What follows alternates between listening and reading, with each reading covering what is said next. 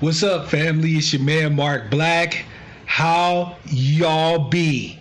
I normally would give it a few more minutes, but I'm pretty hypey, fam. It's been a minute since I got a chance to kind of talk with all of y'all. I think my last broadcast was nearly 2 weeks ago. I did a little something, uploaded a video. By the way, shout out to everybody who chimed in and commented on that video. I really appreciate y'all doing that. I'd like to upload more videos for y'all in between broadcasts. When I first started this channel, fam, I did a lot of uploads kind of every day, pretty much, if it was no more than 10 minutes, right, where I got a chance to chop it up with y'all and just tell y'all what was on my mind. So if that's something you're interested in, let me know in the chat if you'd like to see more of those. They're not, anything major, just kind of topics that are going on and things like that, things that are on my mind. If you're interested in that, let me know. So before we even get into it, y'all know what time it is, right? Make sure you hit the thumbs, either the like or the hater button. Don't make me know, never mind. Just let YouTube know how you feel about the content and the person who's delivering it. Make sure you check the description of every video. There's links to reports, resources, etc. there to help you to understand not just, why we fight, what we're fighting for, to kind of get you started, right? To get you in a place where you can springboard off of that into some solid advocacy for your people, right? There's also links there in the description field that will allow you, if you so choose, to support my work, right? I'm not getting rich off of this, right? So don't pocket watch your man, but any little bit that you're able to give is appreciated. If you really want to support my work, I do have a Patreon available. I'm asking everybody who's willing to put $5 on it, right? $5 one time every month really helps me out. Over time, it's going to allow me to be able to provide you better and better content with higher and higher quality, right? That's what I'm committed to for you, right? So before I go into what I'm going to say, because really, fam, today is y'all's day. I've got a few things I'd like to speak on, just talking about the last year, some things going into 2020, things like that. But I'm going to rapidly open this thing up, and I want to hear from you, right? I want to hear what you thought about this year, but more importantly, I want to get a sense of where you think, the people, the engine that drives all of the changes that we will see or are likely to see in 2020, where your heads are, where you're aiming, where would you like us to aim, right? So with that said, let me do the usual. Remember, fam, if you're new to the channel, one of the rules we got is you don't have to participate in the chat, or I always point in the wrong direction, but if you're here, pop your name in the chat, let us know so we can shout you out and show you some love, right? Easy's in the house, Michael's in the house, Monty, what up, fam? Miss Virgo's in the house, peace, sister. Pat Asar, Hetep to you. Black man, what it do? Mingo's in the house. Monty, I already said Monty. Sister Tiffany's in the house. Sister Toolbox is in the house. My esteemed brother Double C, what's good, fam? Let's see here, brother John, namaste to you. Miss Kwame, peace, beloved sister, she's here. Pretty Muslima's in the house. Sister Paula's in the house, peace to you, sister. Remember, fam, we probably are likely to have more than usual. Sister Taj, welcome to the broadcast, sister. Happy early new year to you. So if you have something that you really want to say or you really want to address, use the super chat. Even if it's $1 or whatever, I want to make sure that you're heard, right? I'll pick out comments, but if you have something you really want to say, your super chat will actually pop up on my screen and be read for everyone to hear, right? Including me, so I can address your questions, comment, and so on and so forth, right? So with that said, let's get right into it. Wow, fam, what a year, right? What a difference a year makes. You know, in the grand scheme of things, we don't really think of a year as being that long of a period of time, right? You know, one full rotation around our star, 365.25 days, right? But this year, fam, I can't speak for you, but this year for me seemed like it went on forever. Right? Normally at my age, I'm 46, it seemed like the years passed quickly. But damn, what a year, right? Somebody asked me on Twitter, let me shout them out real quick. I'm gonna pull up the Twitter here. It was Integrity 360. I don't know if you're in the chat, but I hope you are. Integrity 360 said, do the good, bad, and ugly for all of 2019. I'm going to try, but there was so much. By the way, shalom to my sister August. Welcome to the broadcast and happy early new year to you. So as per my usual, fam, I like to start off with the good, right? Because it's easy as hell to start off with the bad. This year, we saw the advent of a new understanding in a lot of our tribes people. Now, this is not to say that this understanding itself was new, right? I'm not going to make the mistake of saying that the people who put forward the message were the only ones. I'm not even going to go as far as to say that what they said was necessarily unique. But there's an old saying, fam, strike when the iron is hot. Shout out to Dark Child, by the way. Welcome to the broadcast, fam. And these two individuals, no matter what you might think about them personally, struck a chord with a whole bunch of folk. So I'm going to shout out Sister Yvette Carnell and Brother Antonio Moore. We saw the advent of a new understanding, the uptake of a message that we have long been needing to see, right? It was the unboxing, if you will, of a weapon that will finally allow us to gain victory over our enemies. A tool that will allow us to build a framework for growth, prosperity, right? The idea of operating amongst each other and with the world around us as a lineage, a unique and distinct heritage. Now again, they were not the only ones to have said it. It wasn't necessarily a new idea. But sometimes, family, it's not about what was said by whom, when. Sometimes it's when something is said about what by whom. Or sometimes it's who said something when and what was said. Like, the message can be there, the ideas can be there, but the timing might not be there, right? Or the time for the message is right, but nobody's saying the message, and so on and so forth. They happen to have been there at a moment when the students were ready to understand, and so the message was able to be planted, to blossom from a seed, and to gain ground. No matter what anybody says about the choices that they've made, the mistakes that they've made, the flaws that they have, and so on and so forth, you cannot take that away from them. You can try. You can belittle them. You can make fun of their physical appearance, their sexual identity, and so on and so forth. But what you cannot take away from them is the fact that they happen to have been, whether it's by fate, God, luck, random circumstance, the right people to say the right thing to the right people at the right time. And I'll be damned if that wasn't a good thing.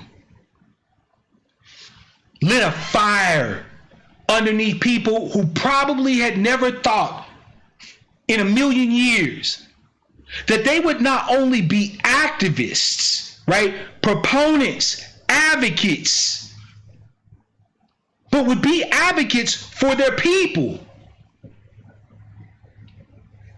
Shout out to them for that. Whatever other mistakes they may have made, whatever other choices they may have made, whatever else you want to say about them, you cannot take that away from them. And that, my friends, my beloved, my fellow tribespeople, was a damn good thing to happen to us.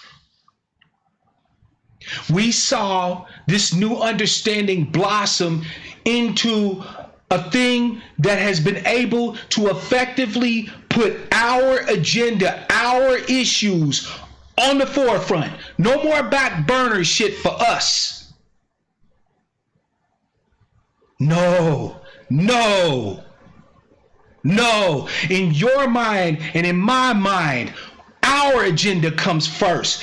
Our demands come first.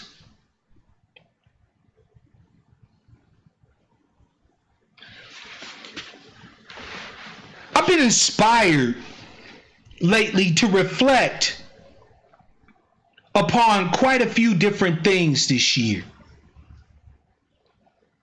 So another good thing that has come out of 2019 for me personally, but I think that I'm speaking for a lot of you, is the capability of being able to be unapologetic about what and who you are, what you believe, what you stand on, right?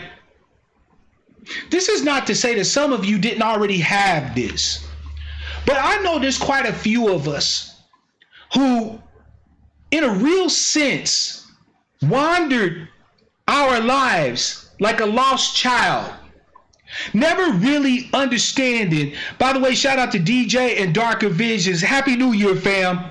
Be safe out there. Never really understanding what we are, who we are, where we come from, where's our homeland, what's our place, what's our culture. And like butterflies, fam, we flitted to different things. Some of us flitted to Pan-Africanism, right? And I can see why. It's an attractive philosophy. We are children of Africa, so go home to the motherland, right? Some of us flitted to alternative spiritual strains of thought and religions. Some of us are Hebrews. Some of us are Muslims. Some of us are pagans. Some of us are not religious at all, like myself.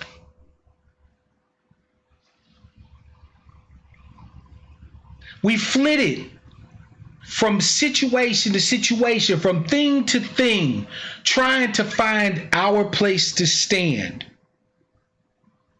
But we flit no more. We are not a lost people. Shout out to Golden Dinar and shout out to Sister Sherry. Peace and blessings to you, sister. We are lost no more, fam. You are who you are.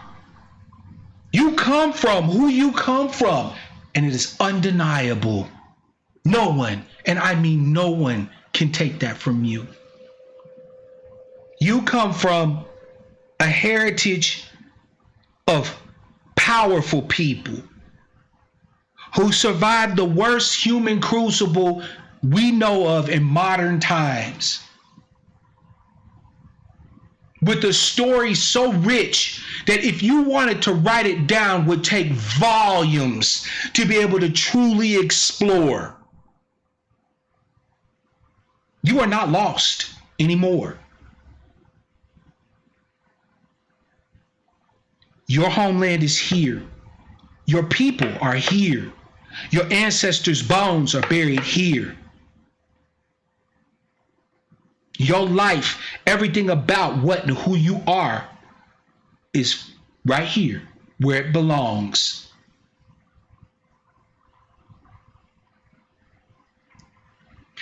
Another great thing about this year, fam, for me personally, is I've had an opportunity to become more comfortable in my own skin, to embrace my inner black sheep.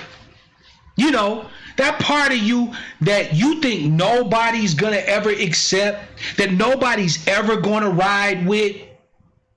That's actually the most important part of you, fam. That inner black sheep, right? The one that says, wait a minute, this is some bullshit. The one that says to you, oh, hold up, pause. Producer, peace, fam. Happy New Year to you and welcome to the broadcast. That inner black sheep in me has allowed me to do something I never thought I would do. And that is to be an advocate and a teacher of sorts for my people. I never thought I'd had it. I wanted it, but I never thought I would have it until I said, you know what? Fuck it.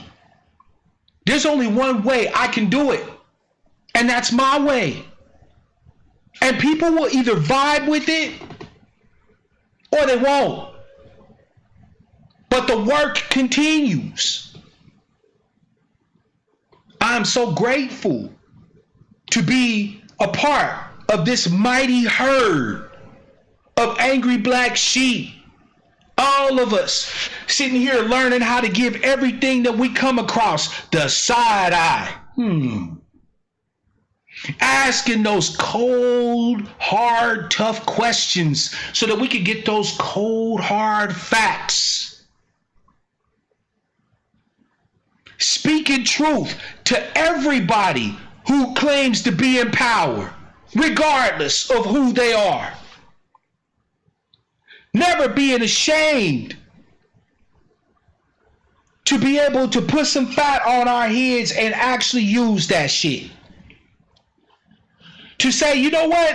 Yeah, entertainment's fun, but I'd rather crack open a book or check out this report and be proud and stand on it. That's the best thing that could have happened to me this year. And I hope that I shared that with many of you. I hope that over this last year, you have took hold, hugged your inner black sheep, embraced that motherfucker and said, you know what? It's gonna be me. This thing is gonna be rolling how I need it to roll. You feel me? Now, believe it or not, fam, I don't think a lot of bad has happened this year. But I do have a few things, just a couple.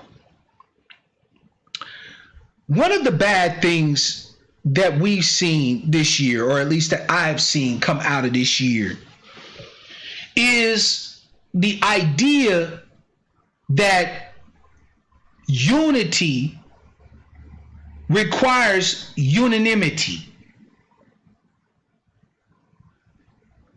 Don't get me wrong, fam.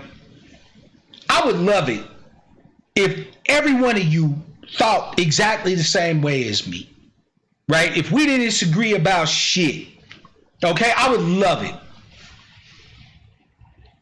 I would love it. But the fact is that there is something in you and in me, right, in us, that is bound to bump heads with something in somebody else. You see, fam, I find it interesting that, shout out to my esteemed brother CRU, by the way. Happy New Year to you, fam, and welcome to the broadcast. I find it interesting that many of the people that claim that we should be united, in other words, the ones who push that unity so much, happen to be exactly the ones that are working to foment the greatest divisions. Because what they have failed to understand is that unity does not mean unanimity. It doesn't mean that we all think the same, or all have shared the same life experiences, or all have the same understanding, or even are at the right place for a certain understanding. Now, this doesn't mean that your freedom isn't just as important as mine. This doesn't mean that I'm supposed to just leave you in the mud, right? What this means is that where we differ, that's the place for dialogue. That's the place for us to actually sit down and examine issues, not with throwing our feelings and heat off into it, but simply laying out the issue as it stands and being honest about it. Because whenever we do that, we find that we actually are closer in thought than we were distant. Because while we don't share exactly the same life experiences, we share enough. Unity does not require unanimity. And so when we engage with our fellow tribes people that don't think like us, that espouse a different idea or a different way than we do, rather than finding a path to dialogue, right? A path to ironing out the difference, we cancel them. Or worse, we attack them. And no matter what anybody says, no matter how erudite they are, no matter how intelligent they are, when you start attacking people, that's a race to the bottom. That's not to say that when people have maligned you or lied on you, that you shouldn't defend yourself, but that is to say that you shouldn't get into a mud fight with a pig, because a pig's gonna win. It stays in the mud hole. That's their bailiwick. That's their playground. All you do is come out muddy. Unity does not require unanimity.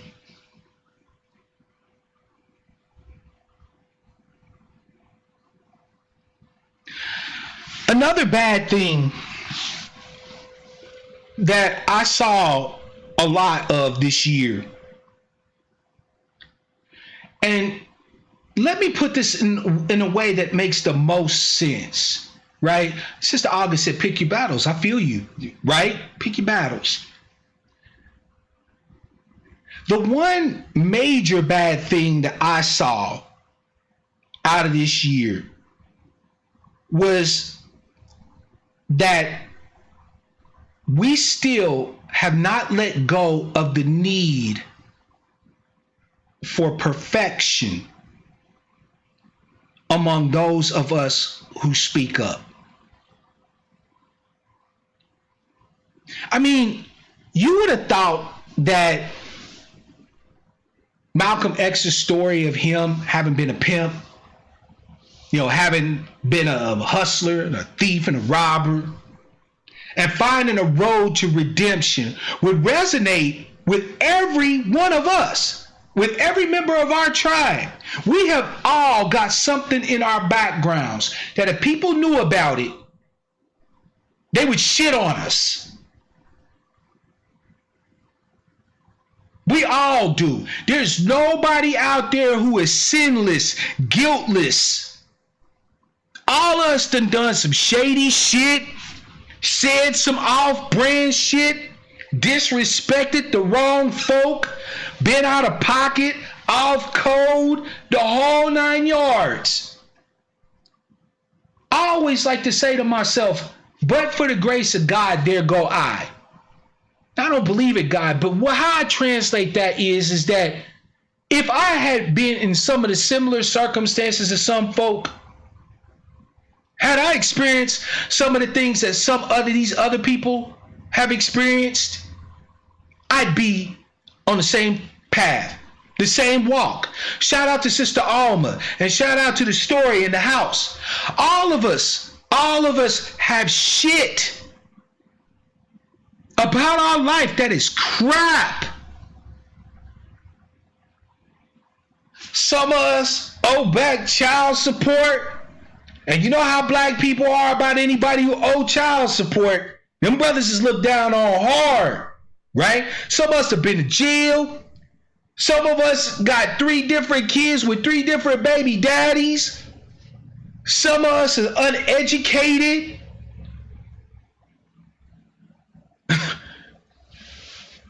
Some of us fam, think of every negative thing that you could think about, and it's among us. And nobody escapes.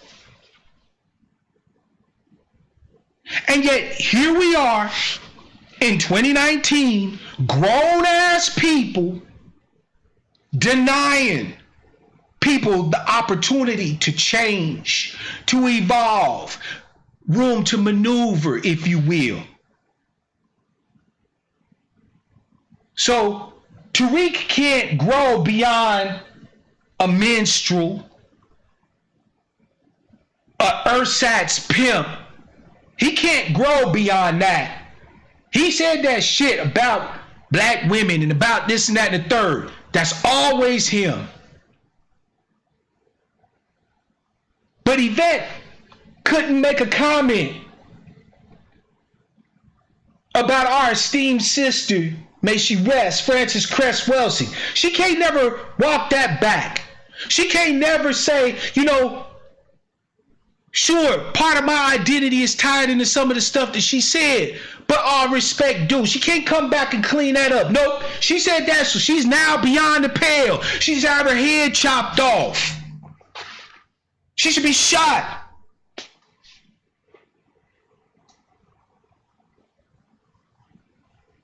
No room for redemption. No room for change. No room for growth.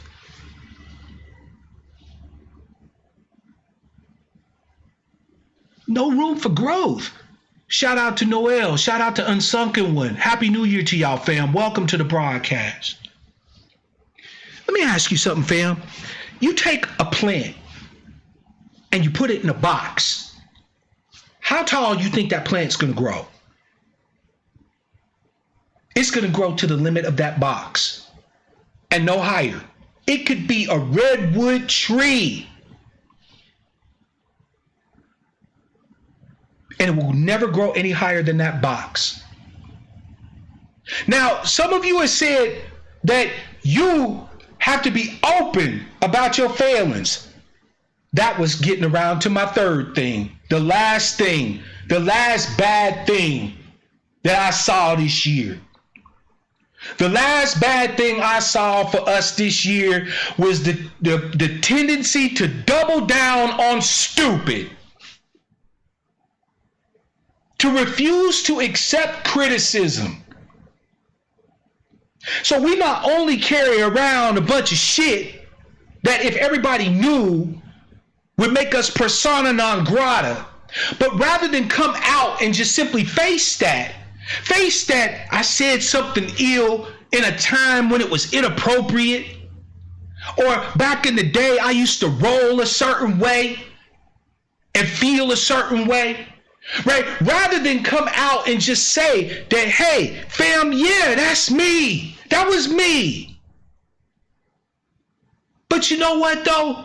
That's not me. And let me tell you why that's not me now. Instead of that being the move, it's doubling down on the stupid. It's doubling down. Instead of saying, hey, I thought this strategy would be a decent strategy, a good way to go to get us started, but I can see some of y'all got some problems with it. So maybe we should have a discussion, a confab, and see if we can have a meeting of the minds. Nope, it's Democratic down ballot. So that people who have been rioters since day one, but have never fucked with the Democrats, are now alienated. And they can't ask questions. They can't express concerns. They can't say, hey, I'm not certain about this. You've explained it. I got it. I just don't see the relevance or the validity of it. They can't say that. We can't have discussions around nuance. We can't have discussions at all. Because I'm the authority. I'm right, and you niggas don't know enough, and you niggas are gullible, and you niggas are stupid, and you niggas love to get played, and you niggas just can't see straight, and you niggas never figure shit out, and you niggas is always willing to get took, hornswoggled, bamboozled.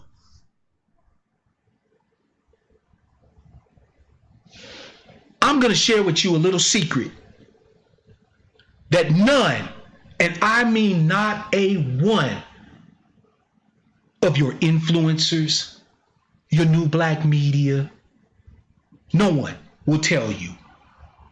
And it's a true secret. It is so secret, in fact, fam, that when I tell it to you at first, you won't get it.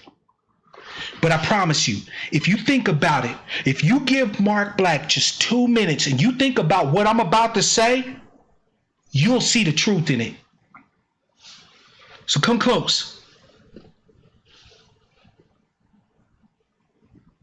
Almost everybody involved in the respective beefs and things like that we've seen go on, that have got us all riled up, all feeling some sort of way, all of them to a one have their own version or brand of contempt for you and I. I said it.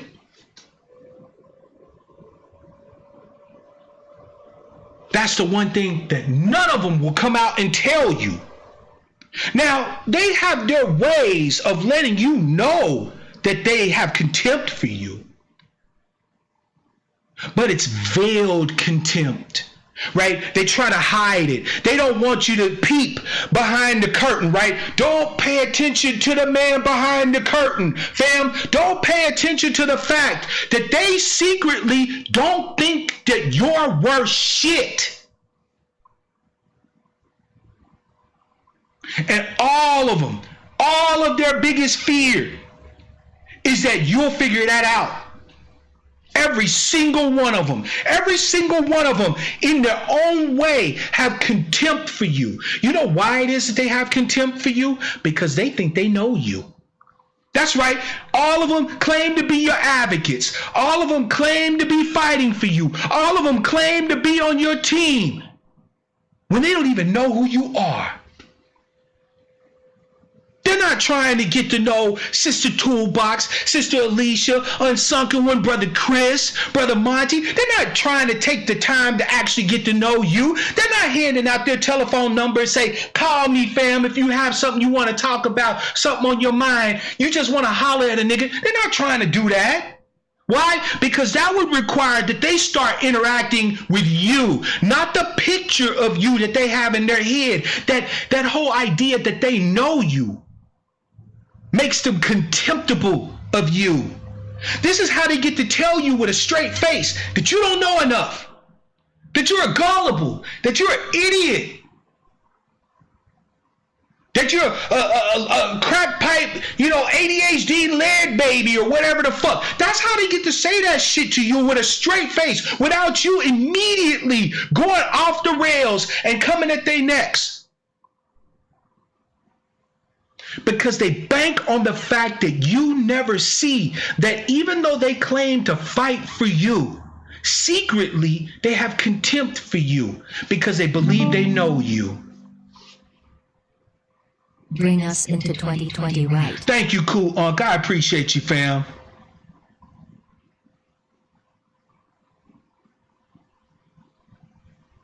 Thank you, John.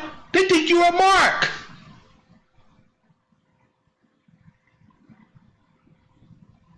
I mean, isn't it interesting, family, that these same folk who tell you to stand up and fight secretly don't believe that you're capable of doing it? At least not without them.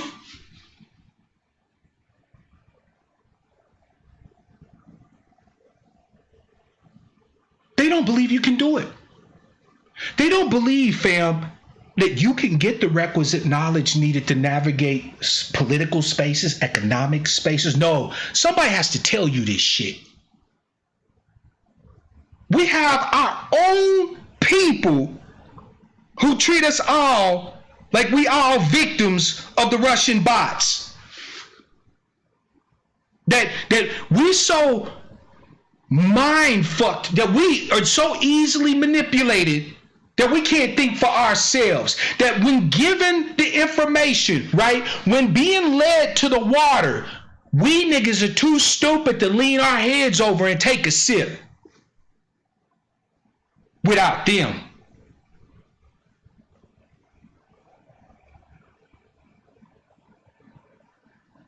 That's the ugly for this year. I said the good, the bad. The ugly thing is that I have been keeping a secret from you. That many of the people that you esteem, that many of the people that you give your hearts, your minds, your time, your money, your resources to, many of the people you quote, many of the people that claim to fight for you, to be in your corner, secretly are contempt, have you in contempt. You are contemptible to them.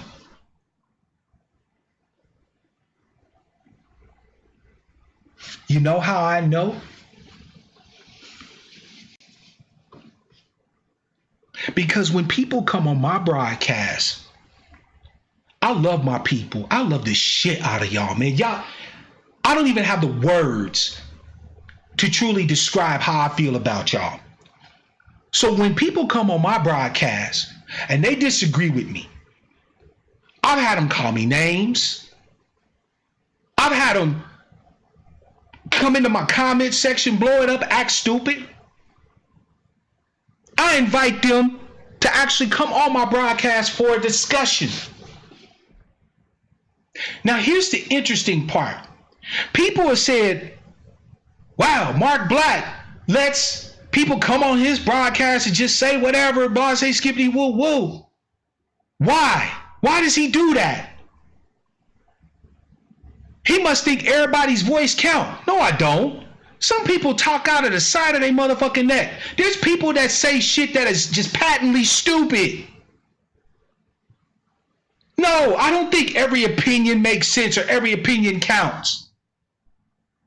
So why then do I let them speak? Because, family, even if I don't respect their opinion, even if I don't respect what they're saying, I respect them.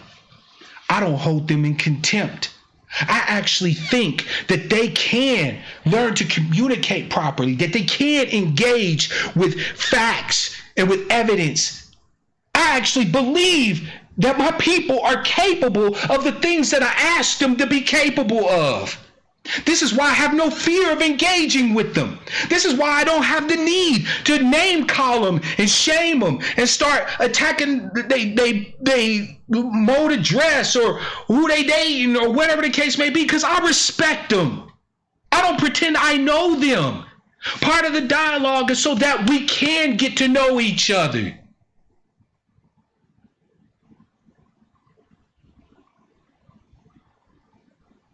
The ugly from 2019 that needs to be left in the dustbin of history. Shout out to my brother Made and Dade, by the way. Happy New Year to you, fam.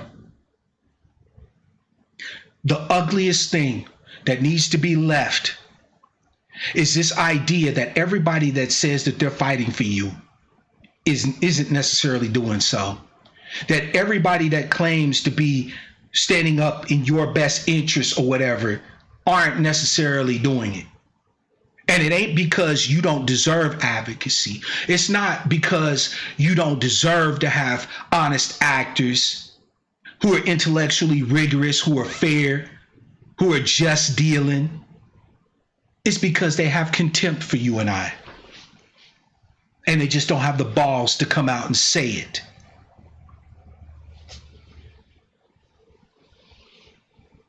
Because I can tell you one thing for a certainty.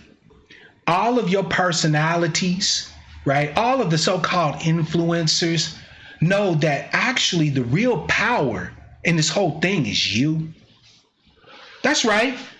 You drive my content. You drive Yvette and Tone's content. You drive Tariq's content. You drive TBA's content. You drive PPT's content. You drive it all.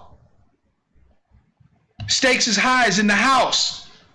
All of us know it. Now, some of us ain't gonna come out and tell you that. Cause see, that's giving away the keys to the kingdom. But y'all are the ones that drive this motherfucker. I'm along for the ride. You don't see me over here holding myself up as chief bottle washer and head of the angry black sheep. I'm a member of the damn herd. And at any time I get out of pocket, the herd can run right over my black ass and leave me in the dust. I know this. I know what side my bread is buttered on.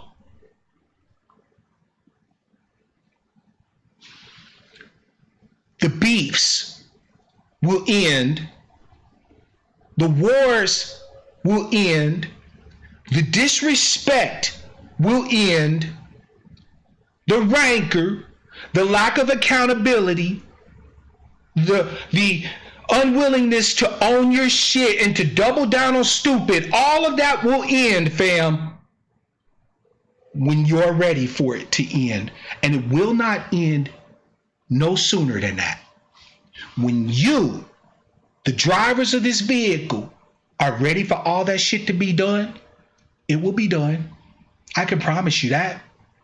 Because you won't take it. You won't have it. You won't have it.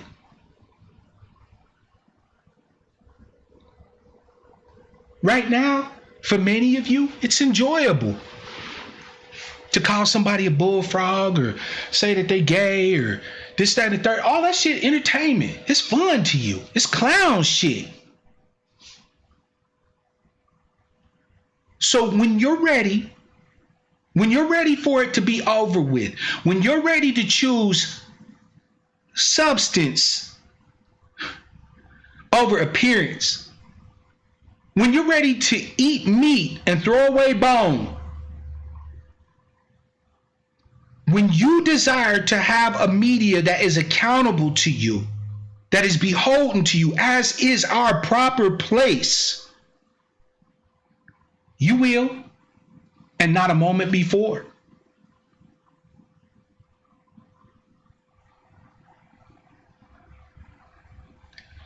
That leads me into what I plan personally and along with you, hopefully, for 2020. The first thing that I intend to do in the new year, personally, is I'm not addressing any more bullshit ass beefs with anybody. I'm not going to cater to no partisans of anybody. And no, I'm not fence riding. I actually have chosen a side. For those of you who have been trying to point at Mark Black recently and say, oh, that nigga Mark Black, he's just doing it for clicks. You know, he's trying to get, you know, some attention in his little podcast. He just been sitting. He know what's right. He know what's wrong. He need to pick a side. I'm here to tell you that I have picked a side. And I choose the side of my people. I don't give a fuck about your pet personalities. Are you listening to me tonight, fam? I don't give a fuck about your pet personalities. Not a one of them. Just like I turn them on, I can turn them off. My people are what matter to me. And to the extent that they want to be a part of what the people are doing, I ride with them.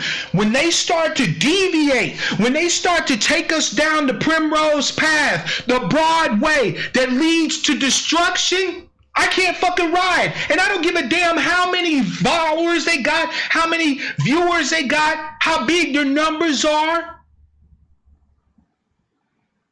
I chose a side. I chose my tribe. I chose my people. So in 2020, fuck your partisanship. Those people that you uphold, those personalities and so on and so forth, they don't need you to defend them. If their ideas are so sound, if their stratagems are so solid, if their tactics are so spot on, they can stand on their own. They can stand up to my critique. They can stand up to anybody's critique. But if they cannot, then they should go away. Because damn it, you deserve the best politics. You deserve the best economics. You deserve the best legal minds, the best teaching didactics.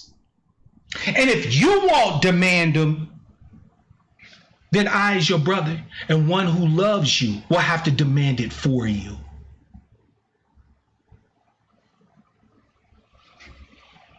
So all of you partisans out there who told me that I gotta be riding with Yvette and Tone, or if I'm riding with Yvette and Tone, that I'm blocked. If I still fuck with Tariq, I'm blocked. All of you, damn you.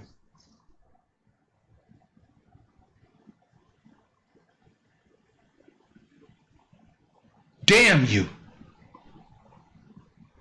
I choose my people. Your personalities can hold their own nuts. We have a square. Right, black man? That's right. Standing hard on our motherfucking square in 2020. No more tricks. No more games. No more bullshit. No more spinning yarns. No more innuendo. No more shade. We got way too much work to do. Thank you, Sister Sherry. I appreciate you. And also thank you to sorry, let me go back here in the chat because there was a couple of super chats. Thank you, Sister Monty. I appreciate you. This is about our people, fam. This thing is bigger than all of us. Thank you, Brother Mark. So as your brother and one who loves you, whether you ride with me or not, I am committing to in 2020 siding with the side that I picked in 2019. And that side is you.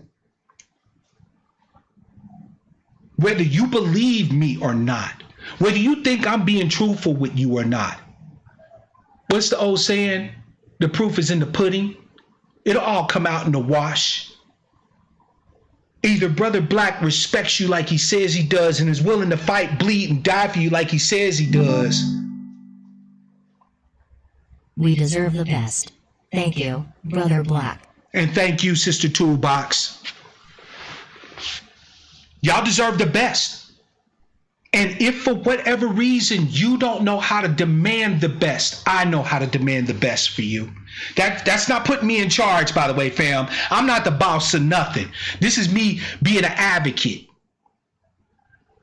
The second thing that I want to mention going forward in 2020 is that I'm not putting nobody up on nothing who don't serve. Jesus, Yeshua, said that the greatest among you is the one who serves the many. Not the one who makes the best and boldest predictions. Not the one who's got the snazziest names to call somebody. Not the one who's got the coolest puppets. But the one who serves. The greatest among you, fam, is the one who is willing to serve the many. So moving forward in 2020, don't come talking to me about anybody that ain't putting in service. I don't want to hear it. I don't want to hear it. If when I look at them, all I see is self-aggrandizement, doubling down on stupid, refusal to own their shit and make amends, refusal to provide the best for our people, don't waste your time bringing them to my attention. I'm not going to address them. I'm not going to talk about them. The opposite of love, fam, isn't hatred. It's indifference. I am indifferent to them. I don't hate them. Let them chop. Let the beef starters chop. Let the name callers chop. Let the ones who won't re-examine shit and can't get the ego out of things and won't look and allows people to critique and things like that. Let them chop. We got work to do. They not hurting us. Fam, think about this. I want to ask all of you a question real quick. Let's say, for the sake of argument, that everything recently said about Yvette and Tone is true. Let's say that all of it is true, right? That they are secret white supremacist agents and so on and so forth who are trying to push an LGBT agenda. Tone's having sex with Dr. Darity. How shameful of a thing is that to say? I barely can even get that out of my mouth. But let's say that all of that is true. How then do you explain the fact that these white supremacist LGBT agents were able to get so many people to be talking about a subject that's obviously of benefit to our tribe? How do you explain that?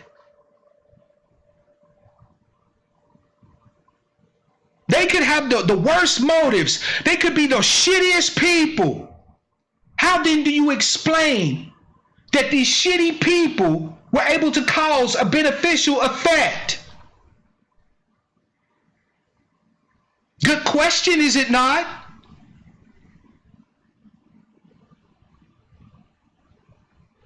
They stole the ideas from, Gerald Higginbotham or whatever his name is, and shit on Dr. Clark Anderson and the Queen Mother Frances Cress Welsing and their LGBT Democratic Shield Front people who sucking on Byron Allen's Johnson. Okay, all of that is true. How then do you explain how these obviously deficient individuals, in spite of all of that, were still being able to get people to move? John Mitchell said the same way Black Lives Matter did it. You know how Black Lives Matter got people to move? Because they told them the truth. All those people that sit up here and say, oh, Black Lives Matter is an LGBT-led movement. You know what? All those same folk that sit up here and decry the fact that Black Lives Matter is now pushing for LGBT and globalism and all this other stuff, never attended a single goddamn meeting, was never at a single march, never put up a single penny in funding.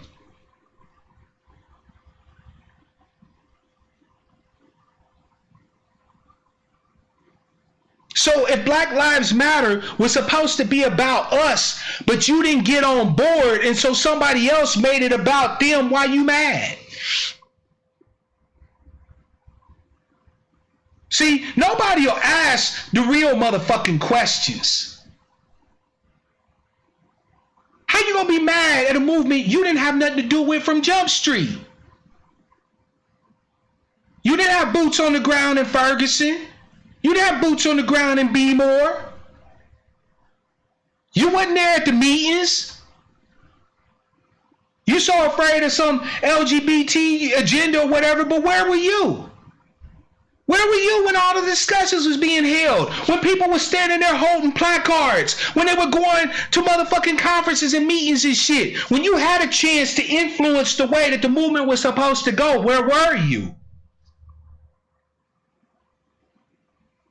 I've always found, fam, that when things get hijacked, it ain't usually because the people that hijacked it are just so much better than the people they stole it from. The people they stole it from didn't protect their shit. You don't get to complain to me that this movement got took over by this, that, and the third person when you left the damn door open and the key there under the mat with a sign saying valuable goods in here. You wasn't there to protect it. You didn't step up to defend it when it was in its infancy, when it was about you. So then it gets hijacked, and then everybody wants to, you know what I'm saying, Monday morning quarterback the shit. If everybody got issues with how ADOS is moving, you got a good goddamn opportunity to critique that shit in its infancy. But a lot of the people that are complaining now, where were they? They won't answer that question. Because the fact is that if they told you the truth, they would have to admit that they wasn't really doing shit with ADOS anyway. Retweeting a hashtag don't take no effort. Printing out flyers though, like my man Real Spiel, an ex-convict brother down in Cali, and going standing out in front of the Family Dollar talking about your lineage and your justice claim. That shit takes some work. If that brother got a critique, he got every fucking right to critique.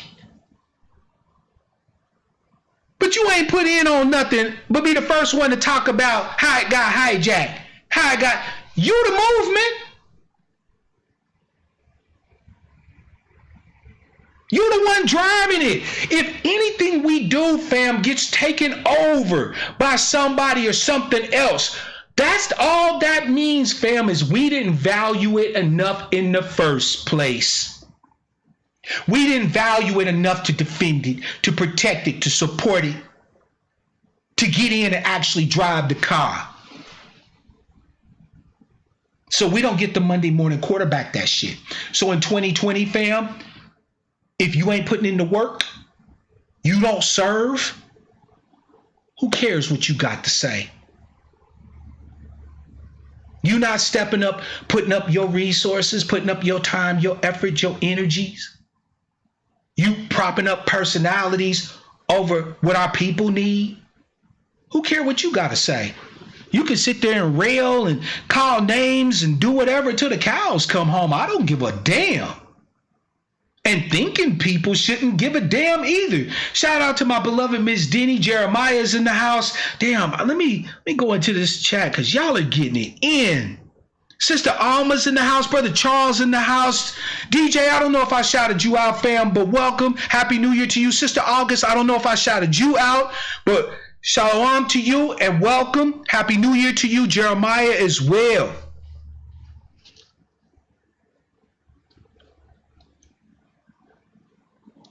I did something the other day that I'm glad I did. Star Man is in the house, by the way. Happy New Year, fam. I actually went and took Yvette up on her offer and jumped in her DMs on Twitter.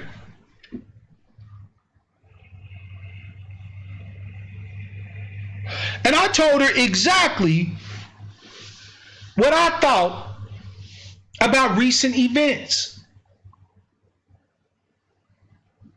I told her that I disagreed vehemently with the down ballot strategy. I told her that her behavior,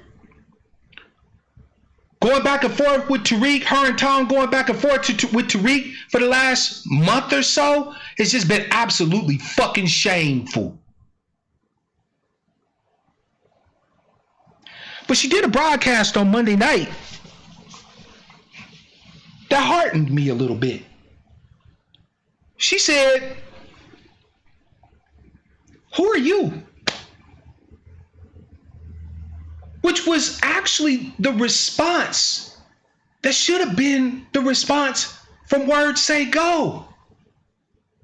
If Tariq was nobody of consequence to what ADOS was trying to do, what Yvette and Tone were trying to do, if he was truly nobody of consequence, then the moment he said anything, the proper response to that is, okay, who you?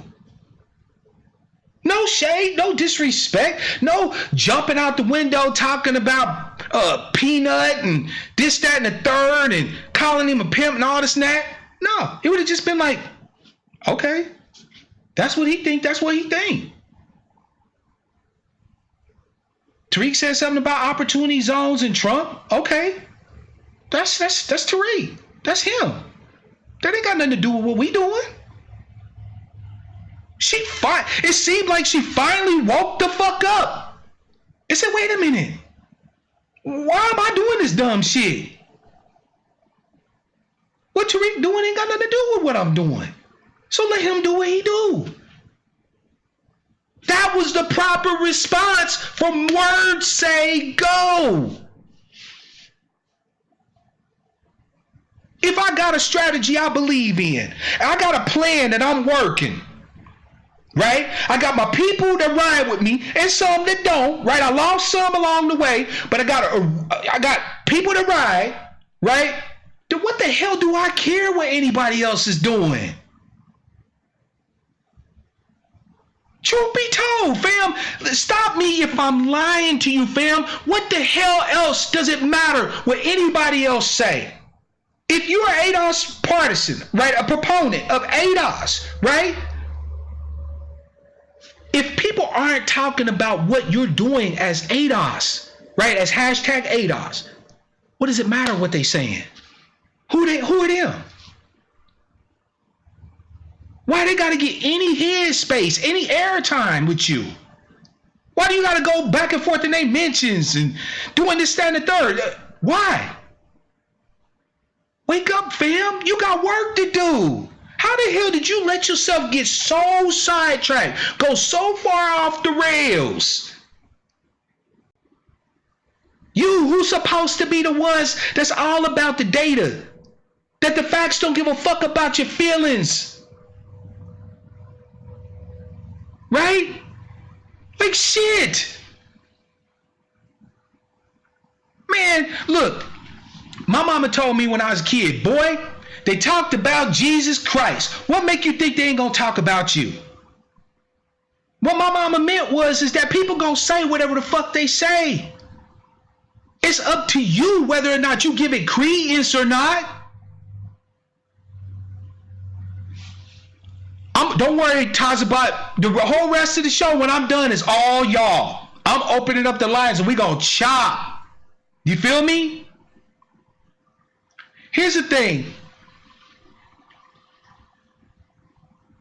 In 2020, fam, I ain't what, thank you, Tiffany. In 2020, I ain't what you call me. Because I don't have to be what you call me. I can answer to what I want to answer to. I'm an angry black sheep with all that come with that. If you ain't calling me that, I can't hear you. I don't know what you're talking about. You can say I'm fat, stupid, old, ugly, gay, black, dumb, whatever. I don't answer to none of that. That's not me. I know who the fuck I am. I know what I'm on. I know what the game plan is for me. I know how I operate. So who you? You can say whatever the hell you like. Man, you can come on here and call me a bunch of dumb niggas all day long. You know what I'm gonna do? What the angry black sheep are gonna do? We're gonna laugh. Cause this shit funny. Hell, I kind of hope Tariq make a puppet of me. I'm gonna be cracking the fuck up. That shit don't bother me. I don't care about none of that. You feel me? Here's the thing. If you issue criticism, then you have to be prepared to take it. Right? Fam, I'm not saying nothing new here, right? If you feel like you can critique Dr. Claude Anderson, critique Francis Cress Welsing, critique them. Go right ahead. Right? As long as you respectful, I think critique is fucking awesome. But be prepared for critique of you. If you can give it, you should be able to take it. My mom always told me, don't write a check with your mouth that your ass can't cash. If you can give it, you can take it. Right? You don't get to say, Dr. Anderson is wrong on this and that and the third, but then we can't question your down ballot strategy. We can't question why you telling us that it ain't about Byron Allen, it's our civil rights, yet every chance we get throwing Byron Allen up in our face, we can't say nothing about that. You don't get to critique other people, but then when the critique comes for you, block. Man, I got ADOS people that I love dearly who are putting together block lists, fam. I bullshit you not. That are putting together block lists. No, Yvette has not blocked me. Tone has. I'm not upset at Tone. I don't care, right?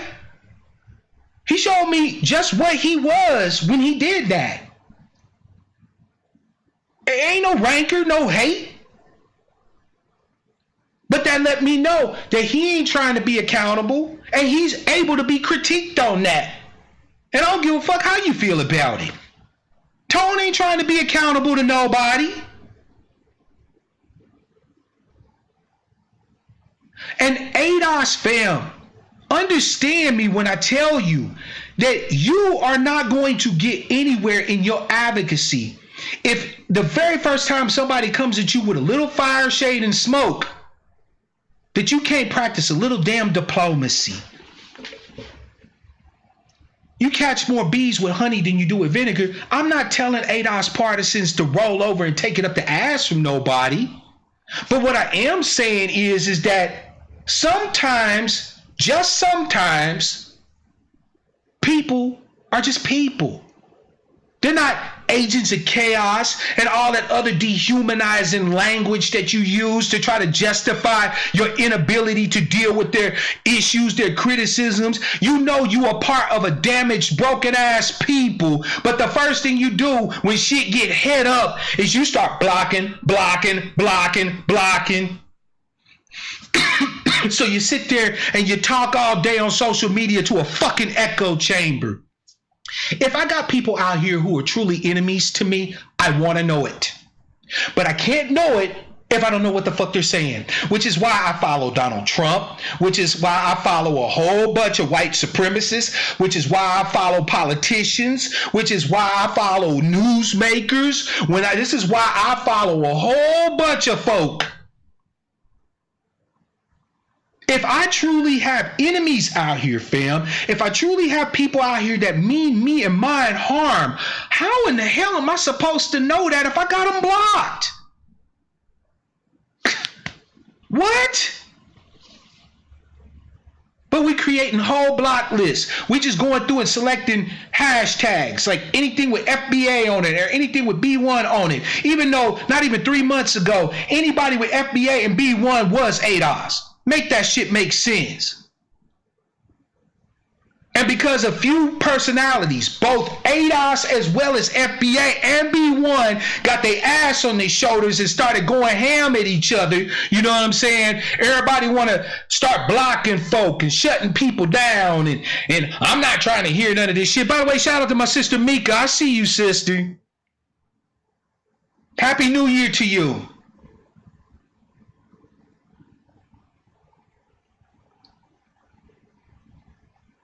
Yeah, the ego, look, the nigga's gotta die. The nigga has to die. I did a whole entire broadcast on that, fam. Anywhere you find ego, you find the nigga. Didn't we talk about this already, fam? This should not be new to the angry black sheep. We done already been at this party. Wherever you find the ego is where you find the nigga. And the nigga's gotta go.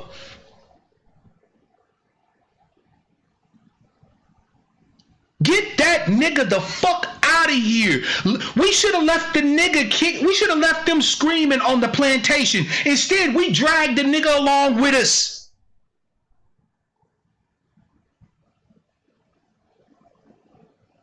And the niggas gotta go. Take what you're able to from me. Take what you're able to from TBA, from PBT, from Tariq, from Yvette, from Tone, or whoever else you listen to. Take whatever you can from Brother Phil. Take whatever you can from Zaza Ali or whoever else you listen to. I don't care. Take what you're able to eat and consume that makes your life better, that makes you a better member of our tribe, and leave the bones. Ain't nobody gonna come at you perfect. Ain't nobody gonna come at you correct 100% of the time. We got blind spots. We got biases. We got flaws and foibles. We got fallacious thinking, bad beliefs. All we are is people just like you.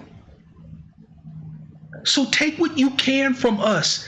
Matter of fact, I beg you to take what you can from me, and whatever you can't stand of Brother Black, leave it to the side. Just throw that shit off to the side.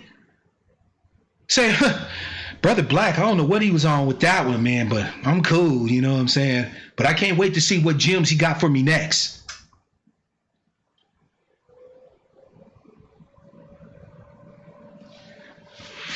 One last thing before I open up the lines. And I thank all of you. I thank so much all of you for your time today, for your eyeballs. You could be out drinking, kicking it, doing whatever, but you here with me, and I cannot respect you and esteem you enough. I love y'all, man. Thank you. Sister Shayna's in the house. Welcome, sister. One last thing. Mika said, we sipping. I feel you, sister. You gotta. But you better be doing it safe. I don't want to be reading about you in the news. Don't start tripping. Right? But one last thing before I open up the lines. One of the things that ADOS and Yvette have been telling all of us is that if you think that your way's better, then you do it then. Now, they've been coming at us like, oh, I'm going to go tell them to do it, but they're not really going to do it. But I'm here to tell you, my ADOS brothers and sisters, that you challenged the wrong brother. You tell me to do, I'm going to do, or die trying. It's as simple as that. I'm ex-military. All I believe in is execute, execute, execute. So with that in mind, family, I've been talking about politics where I've been going away from this Democratic down ballot strategy, and I've been focusing more on us needing to be nonpartisan, where we reach out to Republicans as well as Democrats, as well as Greens, as well as anybody, where we not only reach out to them, but we also use influence, every bit of influence. My MOS was 31 Delta, Signal Corps, right? So with that in mind, I've been having discussions with my angry black sheep and behind the scenes with a lot of folk.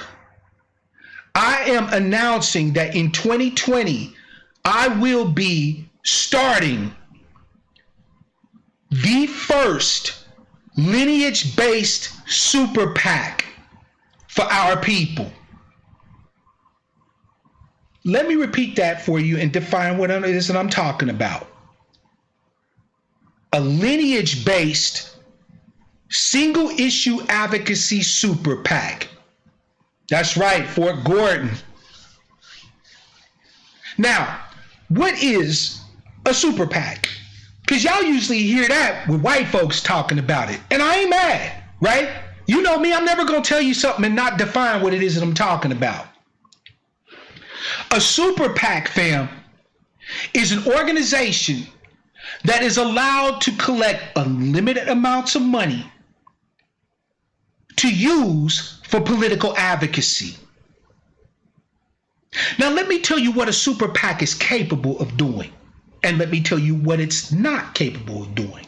For those of you who are worried about us buying off politicians, super PAC can't do that. Can't donate directly to a politician. And you don't necessarily want that anyway. Because here's how you actually get your influence that you need with the super PAC. A super PAC can do everything else but give money to a politician. A super PAC can do ads advocating for a particular politician or a particular political position. A super PAC can set up canvassing and all of that. A super PAC can do every other political thing except actually give bread to politicians. And if super PACs do it properly, there's even ways that you can go about doing that. I can't talk about them on this broadcast, right? But there are ways to be able to contribute directly to politicians too as well. Now, why am I starting this? First of all, fam, because we need it. The Democrats have told you that they're not listening to you. Right? If all you got is words are wind. If all you got is fire, shade, and smoke, letters, emails, they don't give a fuck. But now, if we start having opponents of Democrats come to us and bend the knee, any of you familiar with AIPAC? American Israeli PAC? American Israeli PAC is so powerful in Washington that any politician that wants to run has to go and talk to them. They don't go chasing politicians down. Politicians go to them. They say, we hold the meeting. We hold the meeting. You motherfuckers coming? And they'd be like, yup, we coming. We be there. That's what a lineage-based PAC can do for us. We hold a meeting, and they have to show their asses up, because if they don't, guess what? Our ads that come out is funding is going for their opponents. When we put boots on the ground and put leaflets in hands, guess what? We're doing it for their opponents.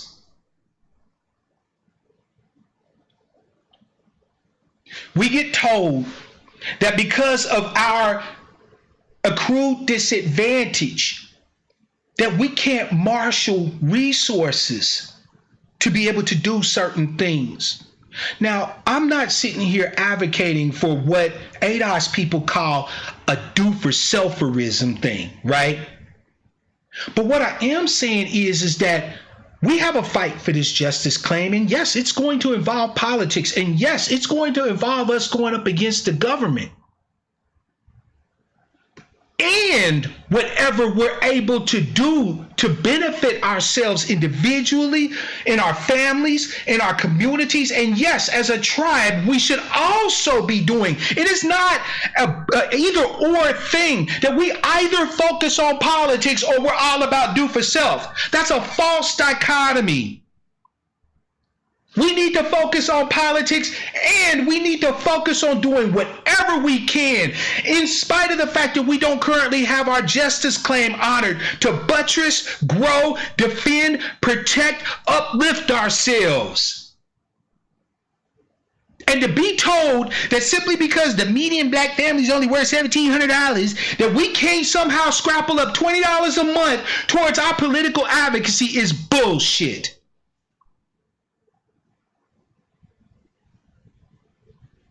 So, because I believe that, and I believe that 100%, I am convinced that not only will black people fund a super PAC, a lineage-based super PAC, but that we will actually have an effect on the political landscape using it. I'm going to put my money where my mouth is. I'm going to incorporate it. I am going to set it up. And it is going to be all above board, fam. I'm going to have a board. I'm not going to be in charge of it. Don't look at Brother Black and say, oh, Brother Black, the leader of this shit. Nope, I'm good. All I want to be is an advocate. All I want to be is a motherfucking advocacy coordinator. I don't want to be no boss or nothing. Let the board run the shit. We're going to do it legit. We're going to have a treasurer who makes sure that the filings with the FEC and the IRS get done. We're going to have a board of directors. It is going to be incorporated. We are going to have the name and everything trademarked so that it's protected not from you, for you. And my personal goal is that by Election Day 2020, in at least one major market in this country, our lineage-based super PAC will have an ad running that's not talking about Marianne Williamson, that's not talking about some damn Democrat, that's not talking about Donald Trump, but it's talking about our justice claim. It's going to be in New York, Atlanta, LA, one major market. We are going to have an ad that is not talking about somebody doing something for us. It's not going to be talking about no goddamn Democrat or no Republican. It is going to be talking about our justice claim. It is going to be a spot that talks about you. And it's going to be for everybody to see. And that spot is going to keep rolling and keep rolling and keep rolling and keep rolling. How do you think the LGBT people were able to get where they got? It started off with ad buys, with lobbying and advocacy on Capitol Hill. It started off funding people that would come and meet with them. Sorry, but it started off with coins. And I don't want to hear this, that because we're the brokest people here, that we can't put together a few coins, fam. You would be surprised at how little it actually takes to gain some offices. I'll give you an exact example right now. Ferguson, Missouri. Shout out to my people in Missouri, right? From the Lou, from KC Mo, right? Ferguson, Missouri.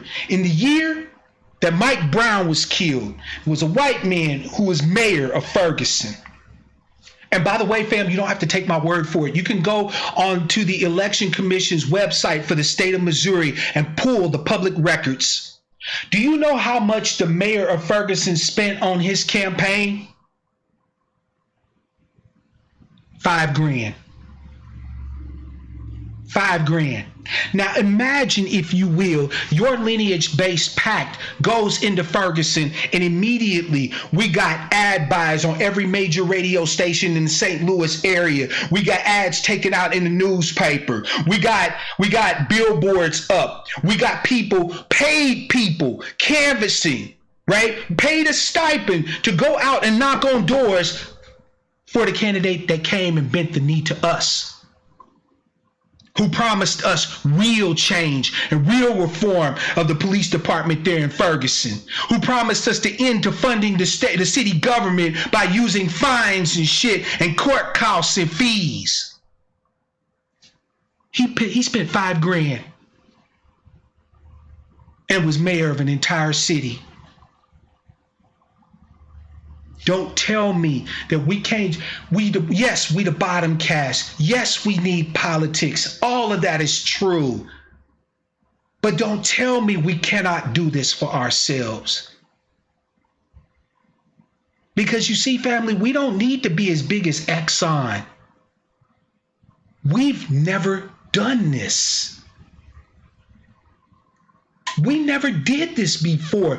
The very fact that we woke up as a people, as a lineage, and started to actually do politics, that's going to scare the pants off of a whole bunch of motherfuckers.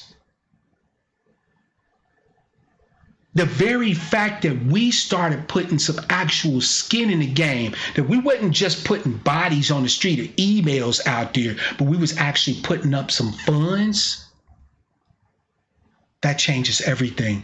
And I believe that wholeheartedly. So I'm putting my money where my mouth is, and I will, and you will, and we will have our first lineage-based super PAC in 2020. Now, what do I need from you? Because you know there's going to be an ask. Yeah. What do I need from you? I need expertise. I'm not a lawyer. If you know law people who are willing to work pro bono to help us out on this, to help us make sure that we're meeting campaign finance regulations, that we do our FEC filings and shit like that, somebody who's interested in sitting on the board, please reach out to me, blackoutcastmedia@gmail.com. What I need from you is a willingness to commit $10 a month, $20 a month. And I mean every month, just like you got your cell phone bill or you got your Hulu subscription. Think of this political advocacy as your new Hulu subscription. Instead of getting 500 channels or nothing on, though, you get one channel of single advocacy, motherfucking political advocacy on your behalf. That's what I'm going to ask of you. And I'm also going to ask that you consider actually being willing to work on behalf of it. If you don't have money, maybe when we do projects where we need canvassers, maybe you can step up and canvass. Maybe you can't contribute, but you can put us in contact with somebody who can contribute. Maybe you ain't got no funds, but you know what? Your grandma is looking for some place to make a motherfucking donation towards something that could benefit people, and she got bread. We can get this done, and we will. In 2020, you will see the advent of the very first lineage-based super PAC that has only one client, that only has one person it speaks for, and that's you. We're not caping for immigrants. We're not caping for LGBT. We're not caping for nobody. We are single issue political advocates.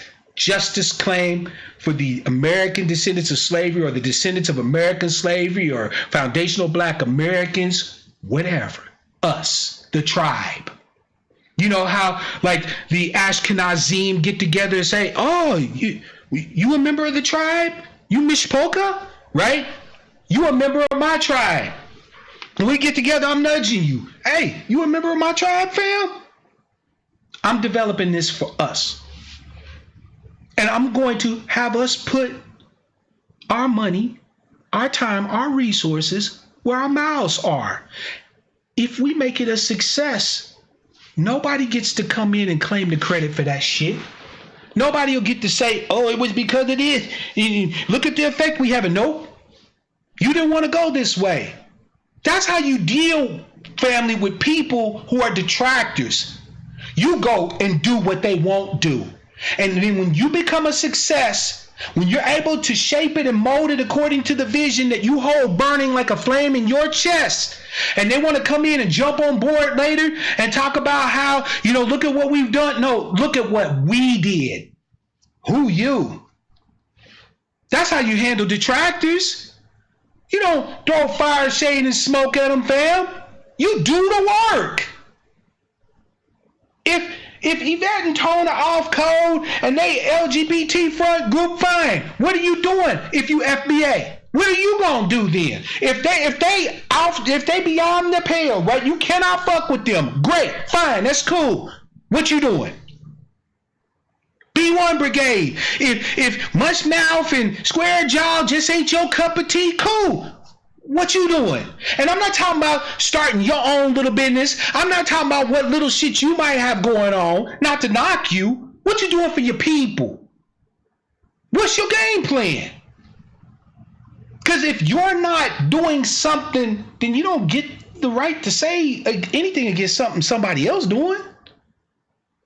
That's right. Toolbox said Jews don't have chapters. They just Jews. We don't have chapters. Look, I am who I am. You are who you are. We are the tribe. Period. When you see me, they see you. Shout out to my brother Bobby for that, man. I appreciate you, fam. When they see me, they see you. Why? Because if I'm on my shit, I'm saying the exact words you'd be saying if you were in front of them.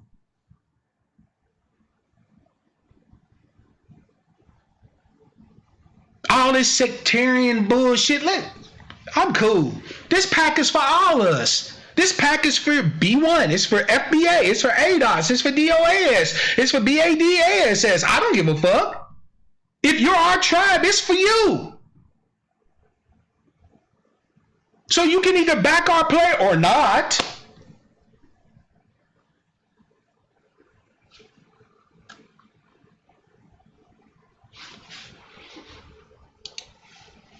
I'm done talking to y'all, fam. I appreciate y'all so much. Let me go ahead and open up the phone. You know what time it is. I need to hear from you what was good, bad, ugly. I want you to talk about this year. I want you to talk about the lessons that you've learned. I want to hear from you what you think about the super PAC idea, what you think should happen in 2020. We need a vision, fam. A people without vision perishes. Right now, all we got is visions of drama and bullshit and name calling dancing in our heads. No more. No mas. I'm good. Thank you. No, I don't as of yet, black man, but that's a good thing to get. Once I do have a post office box set up, I'll let you know. 425-296-1980, fam, is the number. If you want to call and cuss a nigga out, do that. Happy New Year to you in advance. Right? But it's time for you to speak up. Caller from 971, it's your man Mark Black. What's your name? Where you calling from? And what's on your mind? Hi, let me turn down my background. I'm sorry, fam. Hello, I can barely Mark. hear you. I don't know. I don't know if you got your speaker, your headphones, or whatever. Can you hear me now? A little. You're still breaking up a little bit. Can you? Oh, there we go. Can you hear me now? Yep, I can definitely hear you, sister. Peace to you. Happy New Year. Welcome to the broadcast. The floor is yours. Hi, my name is V, and I'm in Portland, Oregon.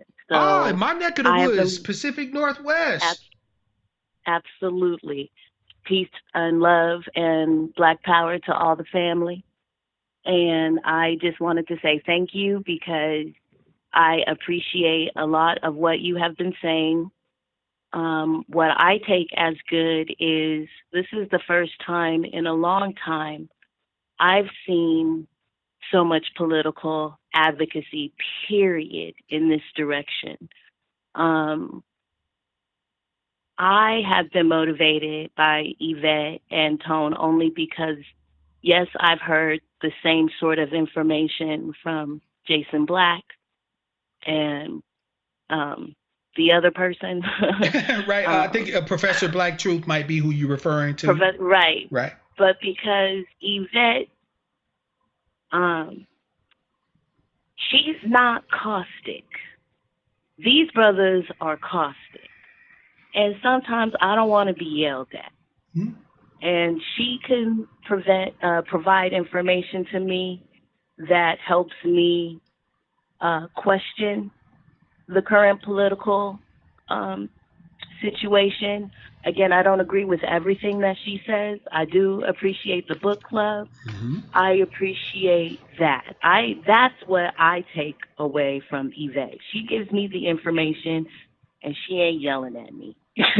No, And I you don't know want to what? be I yelled hear at you. all the time. You know, it's funny that you mention that because I tend to think of Yvette kind of like I think of my mama. My mama's a firebrand, but she's always a lady, right? There's a way you can say stuff, and there's a way you can't, you can't say stuff, right? And I like Right. that Yvette when she's on her square because lately she really hasn't been, and that's a valid criticism.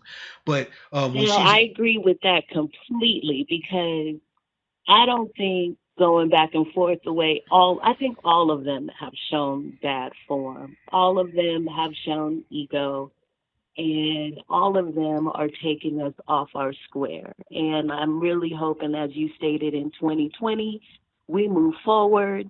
And I am so for your path. I don't know what I can do to contribute besides monetary, which I will. I But if appreciate that. I can contribute in any way, I have been doing my own little personal research, wondering why we can't do what they do with ALEC. ALEC was some sort of organization where, they would come together and lobbies would automatically have these templates Yep. that they can push through Congress. I don't understand why we couldn't have something like that. I mean, I started paying attention to the Congressional Black Caucus long ago. Hmm. I really thought somebody like Angela Rye was going to be on our side, you know what I'm saying? Yep. But then she got too thirsty. I mean, it became too evident, that it's just like, well, okay, I really wanted to champion for her because of her background with her history with her dad. You know what He though, was a V? I'm gonna writer. tell you. You think 2019 was bad? 2020 is going to be the year of clear vision for everybody. It's a whole lot of folk whose eyes is about to get open. I appreciate that too. Hmm. I appreciate that too. I'm glad that this next generation is more vocal. We have more of the Panthers in us, it seems like. We have more of that in us instead of like our civil rights leaders. And I don't take away from Hmm. that history, but I really resonate more with the Black Panther. I'm Mark, I'm really glad about, someone is about some real action. us. I'm so Yep. And tired of hearing that we I can't think do really what nothing but happened them too, slave moving shit. from, Let's make some Southern waves and California bring these to the politicians and Pacific the Northwest, political process. you become more militant because you see the fake progressive BS with all the white Yes. folk around you. And it's just so blatant. I'm like, if y'all are up here and you guys are so progressive, why are we fighting our own battles? Like, y'all should be up here. Like, y'all can march if a bird loses its wing, and then you guys gonna shut down all of our transit and march. I mean, if they will march because it's blue. You know what I'm saying? Like every weekend there's a march Yep. downtown Portland for something. And like I don't ever see them fighting for us. And then especially up here, they don't advocate for black women and white excuse me, but these bitches, they're bitches. I Boy, mean these white women, let me tell you you learn a something, lot. fam. Sister V is spot on. If you think that Democrats, right, these liberal progressive Democrats is the way forward for black people, live a year up here in the Pacific Northwest. Live in Seattle, Portland, Tacoma, Salem. Live up here for just a year. I guarantee you, you'll be voting for everything but Democrat by the time you was done. Because it doesn't get you anywhere. Mhm. I do I have always switched political primaries. Sometimes I'll vote Republican for the Republican primary to do Mhm. all of that if I need to. I will do that. But I've always tend to make sure locally it doesn't matter to me. I've always paid attention to the DA. I've always paid attention to the prosecutor to as much as I could. Yep. So, down ballot didn't seem to make sense because again, it depends on how you register, but you have to, I'm about caucusing. I'm about all of that. I've been involved politically, my family has always been Democrat, but I've seen where it's gotten us and it hasn't gotten us anywhere. Mm-hmm. So I'm never an advocate for that. Yeah. I take a lot away from all of them. I've bought Hidden Colors. I've bought, 7 a.m. Gentrified. I've bought all of their products. Yeah. You As take have it for a I. grain of salt. I have gentrified 7 a.m. and race war in my room right now. I've supported Jason Right. Black, right? Like And when I they give also me have information, Powernomics, I take it. you know. But when they And go off so, the I mean, rails, who yeah, you, it's man? gotten too much for me. Yeah, I'm Too much. good. It's too much. It's too much. It's too much. And I hope all of them just tonight have a great libation Right. of their choice, right? And then just, you know what, like, just go, okay, that's how we're going to end, and we're just going to keep it forward. They're all going to, because they're all saying the same thing. They may not like the way they're saying it, but they're all saying black first, Yeah, absolutely. really. That's the thing that messes me up. You got people set tripping talking about I'm FBA, I'm B1, I'm ADOS. Y'all Mm-mm. all saying the same shit, but you letting I'm your black. personalities, your pet personalities get you all wound up and put a battery in your back against somebody else. Let them personalities do what the hell they do. Look, if your brother Yeah. Mark Black start tripping, I don't expect the black sheep to do nothing but be like, man, that fool tripping. I'm not watching until he get back on his square. Like I'm not coming to his chat. I'm not posting no comments. I'm good. That fool lost it. That's See, what I and like I expect said, from my fellow angry black sheep. All this gang banging and well, set tripping on social media. What the hell? yeah, because I appreciate you. Because like when I mean, I heard you when one of your broadcasts, you were like, well, let's go talk to the Republicans. And like I said, when I do it, I'm doing it as a counter. Like, you know what I'm Hmm. saying? I know if I vote in this primary and I know that these are the two nominees, if I don't want one to get on, you vote for the other one. I know how to play that game. That's right. But I have never really been for necessarily the Republican Party. Maybe that's just because, again, my upbringing has always been Democrat. So I, I've never been open So, to that. sister, I'm not saying that. let me ask you a question real quick, right? I I hope that you've gathered from my various broadcasts that I'm not on no Blexit stuff. What I am is I'm Yeah. on strategic engagement politically, right? Now, you've been watching the primary season, like I would imagine. Am I correct? You've been checking out what's been happening with the Democratic primary this season. Oh, I'm disgusted. But I'm happy and I'm disgusted because Okay. I didn't want to feel that what I'm feeling right now because I was really hoping what I feel, what I was like you said, they're ignoring us. Yeah. It's just blatant. It's Now blatant. before I thought that was in my head. Now I know I can't ignore it. Like they are just ignoring us.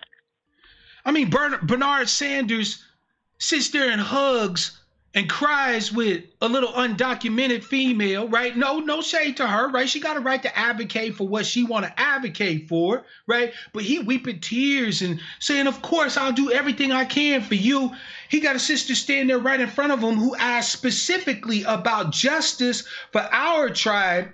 And this fool start talking all like, well, it's not just black people, it's Latinos and poor white people. And they said that you ain't got to tell me but once, Bernard. You know what I'm saying? You don't have to tell me Again, but once. Pete Buttigieg, you don't. Damn y'all. when Biden said that we were cherry picked and we're all immigrants, I mean, I was been through with Biden to begin with because of Biden's laws and all of that. That's Mm-hmm. what made me really start paying attention because of the, adverse effects of their policy. I lived through it. I got to see it, and I didn't vote for Obama the first time. And I'm not going to lie. I voted for him the second time just because I wanted more Michelle than Yeah. anything. And I am that way. But I mean, I wanted to see a black woman who could Dougie and do double dutch. No shade. But I mean, I just really, now I'm paying attention. Now I'm really understanding. Now it's not a game. Now See, it's sister, not a and choice of the two evils. that right there is what I'm talking about. And I want to say I appreciate you saying that, right?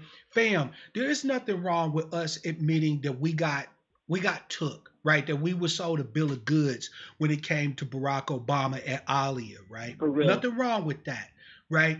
But when you know better, we have to do better. It's all right to say, hey, I voted for him because he tall and he pretty and he play basketball. I heard that from a lot of sisters, right? I heard from a lot of brothers. Woo, that Michelle, Obama, she a beautiful tall drink of water. Ain't nothing wrong with the fact that you wasn't on no real political advocacy, right? But now that you see what's going on, shout out, by the way, to Onyx. But now that you see what's going on, and shout out to Brother Charles, by the way, thank you for that. Now that you see what's going on, though, we can't continue to operate in the same way in this political space that we used to. So I do appreciate you because you're not yelling. So thank you. It's my pleasure, sister. You're not talking to me like you're not telling me to look it up like I'm stupid. You ain't sister, calling look, me an ADHD baby. I really mean it when I tell you. So I really mean it when I tell you I love you. Like, I don't have to know you, right? You're a member of my tribe. I love you as an extension of myself. That's what the whole claim to name thing was supposed to be about, right? Like, we can differ about political strategies and all that stuff, right? But you don't get to tell me that because I don't claim your political strategy that I'm somehow not a member of the lineage. That don't make any sense, right? So, no. you can't take that away from me. Hashtag or no, because when I walk down the street, if a hashtag ain't on me, they still see me as a black person. So irrespective of whatever hashtag, whichever label, I'm black. Facts. I'm a black American. My lineage began here. That's what I know. And no one can take that away from me. Yes, ma'am. I'm not a hashtag. I'm a black American. You're damn right I'm not you a are. hashtag. You know damn what right I'm saying? you are. So whenever the hashtags go away, I still got to walk down the street with people looking at me sideways without even a T-shirt. That's right. And you deserve the best. Think about it. The black American, right? People of our lineage have always had to settle for the shitty end of the stick. When we gonna stop settling for the shitty end of the stick for each other? Not just for our own little, group or affiliation, right? I'm a nerd, right? I could be just repping black nerds, but what the hell does that matter when all of us face the same shit because of who we are, because of the people we were born to, the lineage that we share, right? So you're absolutely spot on right, sister. At the end of the day, we black Americans. And we will have what we demand. No more, no less. Well, I will let you go. I will let another caller call in, but I do want to advocate and I wish everybody listening and watching right now, peace, prosperity in 2020, and let's just get back to what you are asking us all to do and get back on our square. I do like that pack idea. Like, I am so down for that. Sister, it'll happen. It's going to happen. People are asking about details. Nothing's yet set in stone, fam, but I promise you, as soon as everything, because I need this to be above board, transparent, and accountable so that y'all all know what's cracking and what's what. But when the details are all ironed out, trust me, I will announce it and everybody will have an opportunity to get on board with this thing so we can make that dream of having our justice claim highlighted in a national forum all over in a big market. We're going to make that happen this year. I promise you. Thank you, sister. I appreciate you. Happy New Year to you and yours. I love you. Peace. Peace. Thank you so much for waiting, caller from 702. It's your man, Mark Black. What's on your mind? Hey, Mark, thank you for taking my call. This is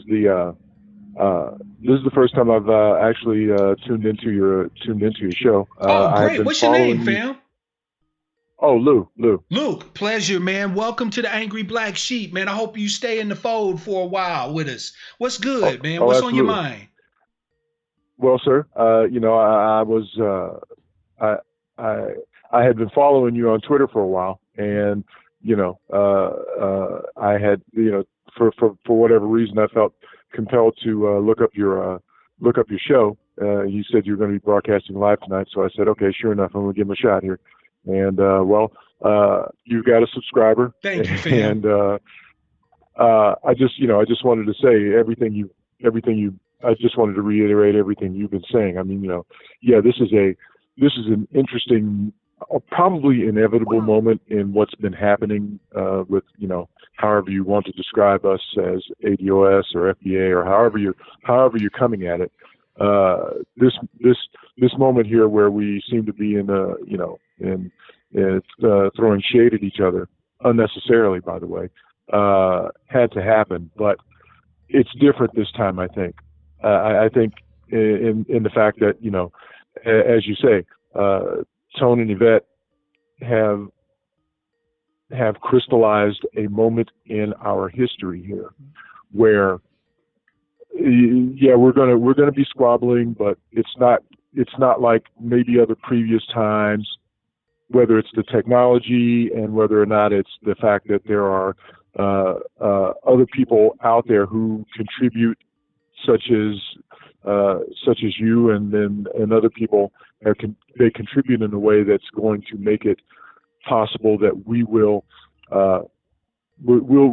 get above this. I mean, we're going to, the good parts of what is happening with us now are going to remain after the dust clears. Yeah. And it's just, this is, like I say, we'll get through this. Some people will do us actually the favor of shooting themselves in the foot and rendering themselves irrelevant. Yep. By their actions. And so,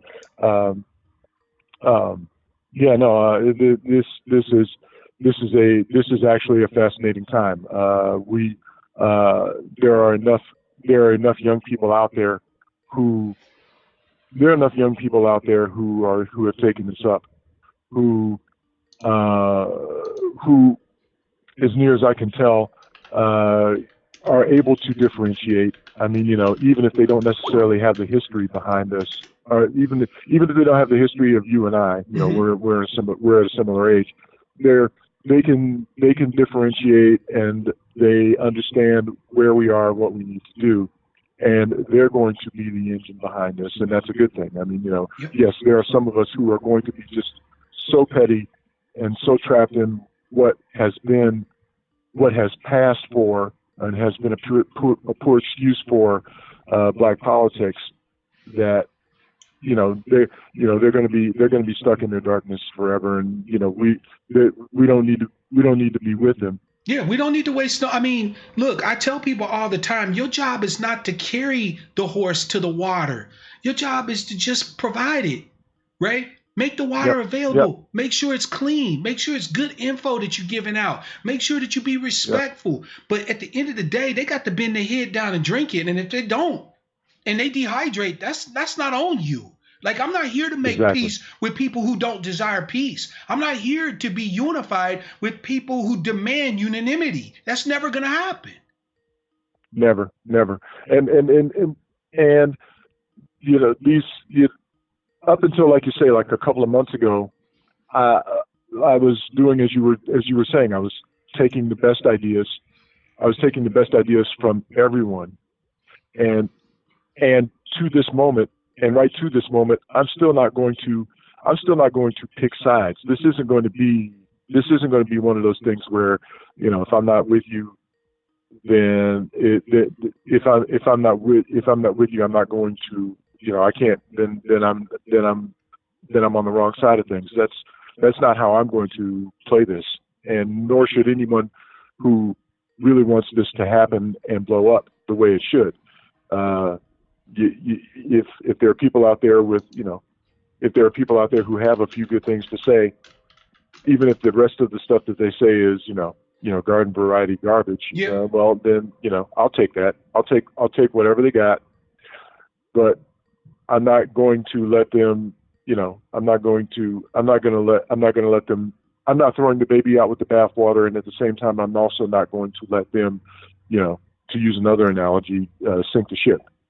And, Facts. And you shouldn't. and That's all any reasonable adult has the right to ask any of us, right? At the end of the day, regardless of whoever, we might feel an affinity for, right? Because I understand that a lot of what we seeing from just your average everyday people on social media has nothing, I'm not assuming malice. It's more about affinity. There's different people that you have an affinity with, right? Like if you mess with Tariq, it's because you have an affinity. Like Tariq, he does it for you, right?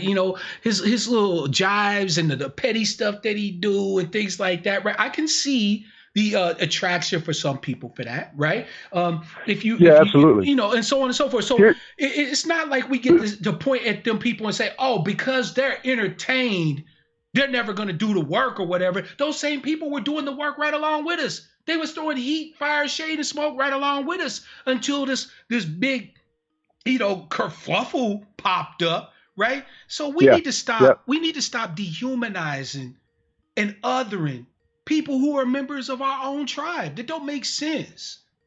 Right. I mean, as near as I can tell, the three basic themes that I'm gathering from this movement is we're all about identifying as, we're all about our identity as descendants of American slaves. Mm-hmm. 1, 2, we're about repairing the damage that's been done to us in this nation through reparations.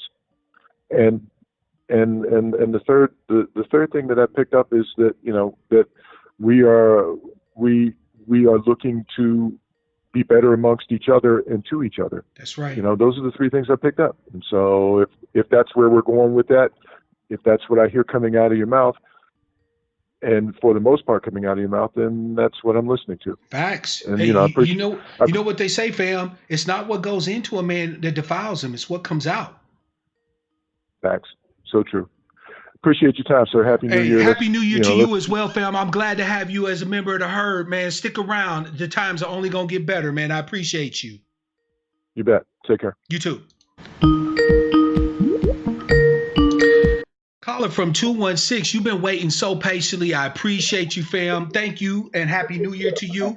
What's on your mind? What's your name? Where you calling from, and what's on your mind? Mark? Yes. Oh, man, you're on. Okay, good. Good looking out. This is JC. JC? Yeah. Hey, JC, how you doing? Happy New Year to you, by the way. What's on your mind, Happy fam? New Year to you. What I wanted to say was, first of all, my son, the cool man, introduced me to all these different people. Morpheus, that Tone, Black Authority, and so Professor Black. So I've been listening to all this. I'm like 70 years old, and what I'm understanding is all of this different movements and stuff that's going on. I want to tell you that I like what you say. I know that we should not be talking about people, but that is what we do. And there's the truth, and there's the truth, and there's the truth. I want to say to you that I like your swag, how you talk to us about what we should and should not do. Most of us already know that. Yeah. I'm not going to call anybody out or call names out. I want to say this. Everybody's for a movement, and it's like catching a bus and going downtown. We all go different ways, but we reach that middle point, or the point that we should reach to get to where we need to go. I want to thank you. I'm 70. I'm a teacher. I retired and I went back. So when I go back to school, I've been teaching the kids on the low. If they find out, I don't know. But I have talked to my principal about ADOS, and it's kind of crazy because people don't know. But had my son not told me about it, I would not know. And I had my doubts in the beginning because I was in the sit-ins. I was a black nationalist. I was all of that. I was trying to learn Swahili. I was trying to be black. Before all that happened, I wasn't happy with my blackness, period. I am now. So I want to say this to you. For the new year, me and my son, we were listening tonight to see what you were going to say, what kind of movement was going to go on. We're trying to start our own thing here tonight when I leave, finish talking to you before we bring the new year. Our family is meeting just to talk about this very same thing. So again, I want to thank you, the people who are listening. We don't want to talk about each other. We want to listen. We want to pick up. And again, I thank you with all my heart. You'll see my name come up because I got to change it. I don't want anybody to know what I'm doing because I do my job. But you have a wonderful Sister, don't go yet. Don't go yet. First of all, I'm so warm right now. The energy in your voice, sister. If you didn't tell me you were 70, I would never believe you. Matter of fact, I don't believe you, sister. You got more fire in your belly than I've heard in a long time. You hear me? Well, that's what my son said. Mom, we got to do this. I say, hey, I'm down for it. My son is kind of on the, I won't say he's militant, but he's been telling me for a long time that you are voting for people that are not going to do anything for you. And I never really looked at that. I just followed along. And I'm beginning to see, I would say, they're not doing anything, but, I followed suit like most people. I'm not doing that today. Yeah. So I'm not talking about anybody, but when they talked about the downvote, me and my son was like, I don't get it. And I said to him, well, maybe they got a plan. We need to listen. We don't need to talk about it. But we know what we're going to do today. And if you can't show me anything or come to me and give me something, because I just felt the struggle. Well, I don't have anything anyway, and you just take it more and more and more. So, if you can't bring me something, okay, cool. I can't bring you anything either, but I'm going to fight this year. That's right. I really want to retire again because I retired and went back to teach.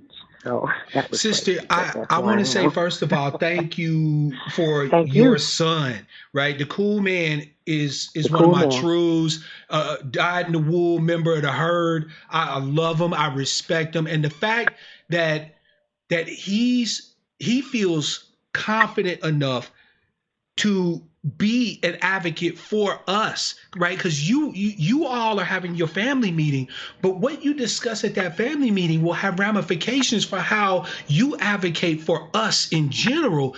That floors me. Like I cannot thank y'all enough for being willing to not be lost anymore, sister. I know, trust me, I used to be a hard, dyed-in-the-wool Pan-Africanist, right? And I still hear that siren call, but now I'm not lost no more. Our heritage is here.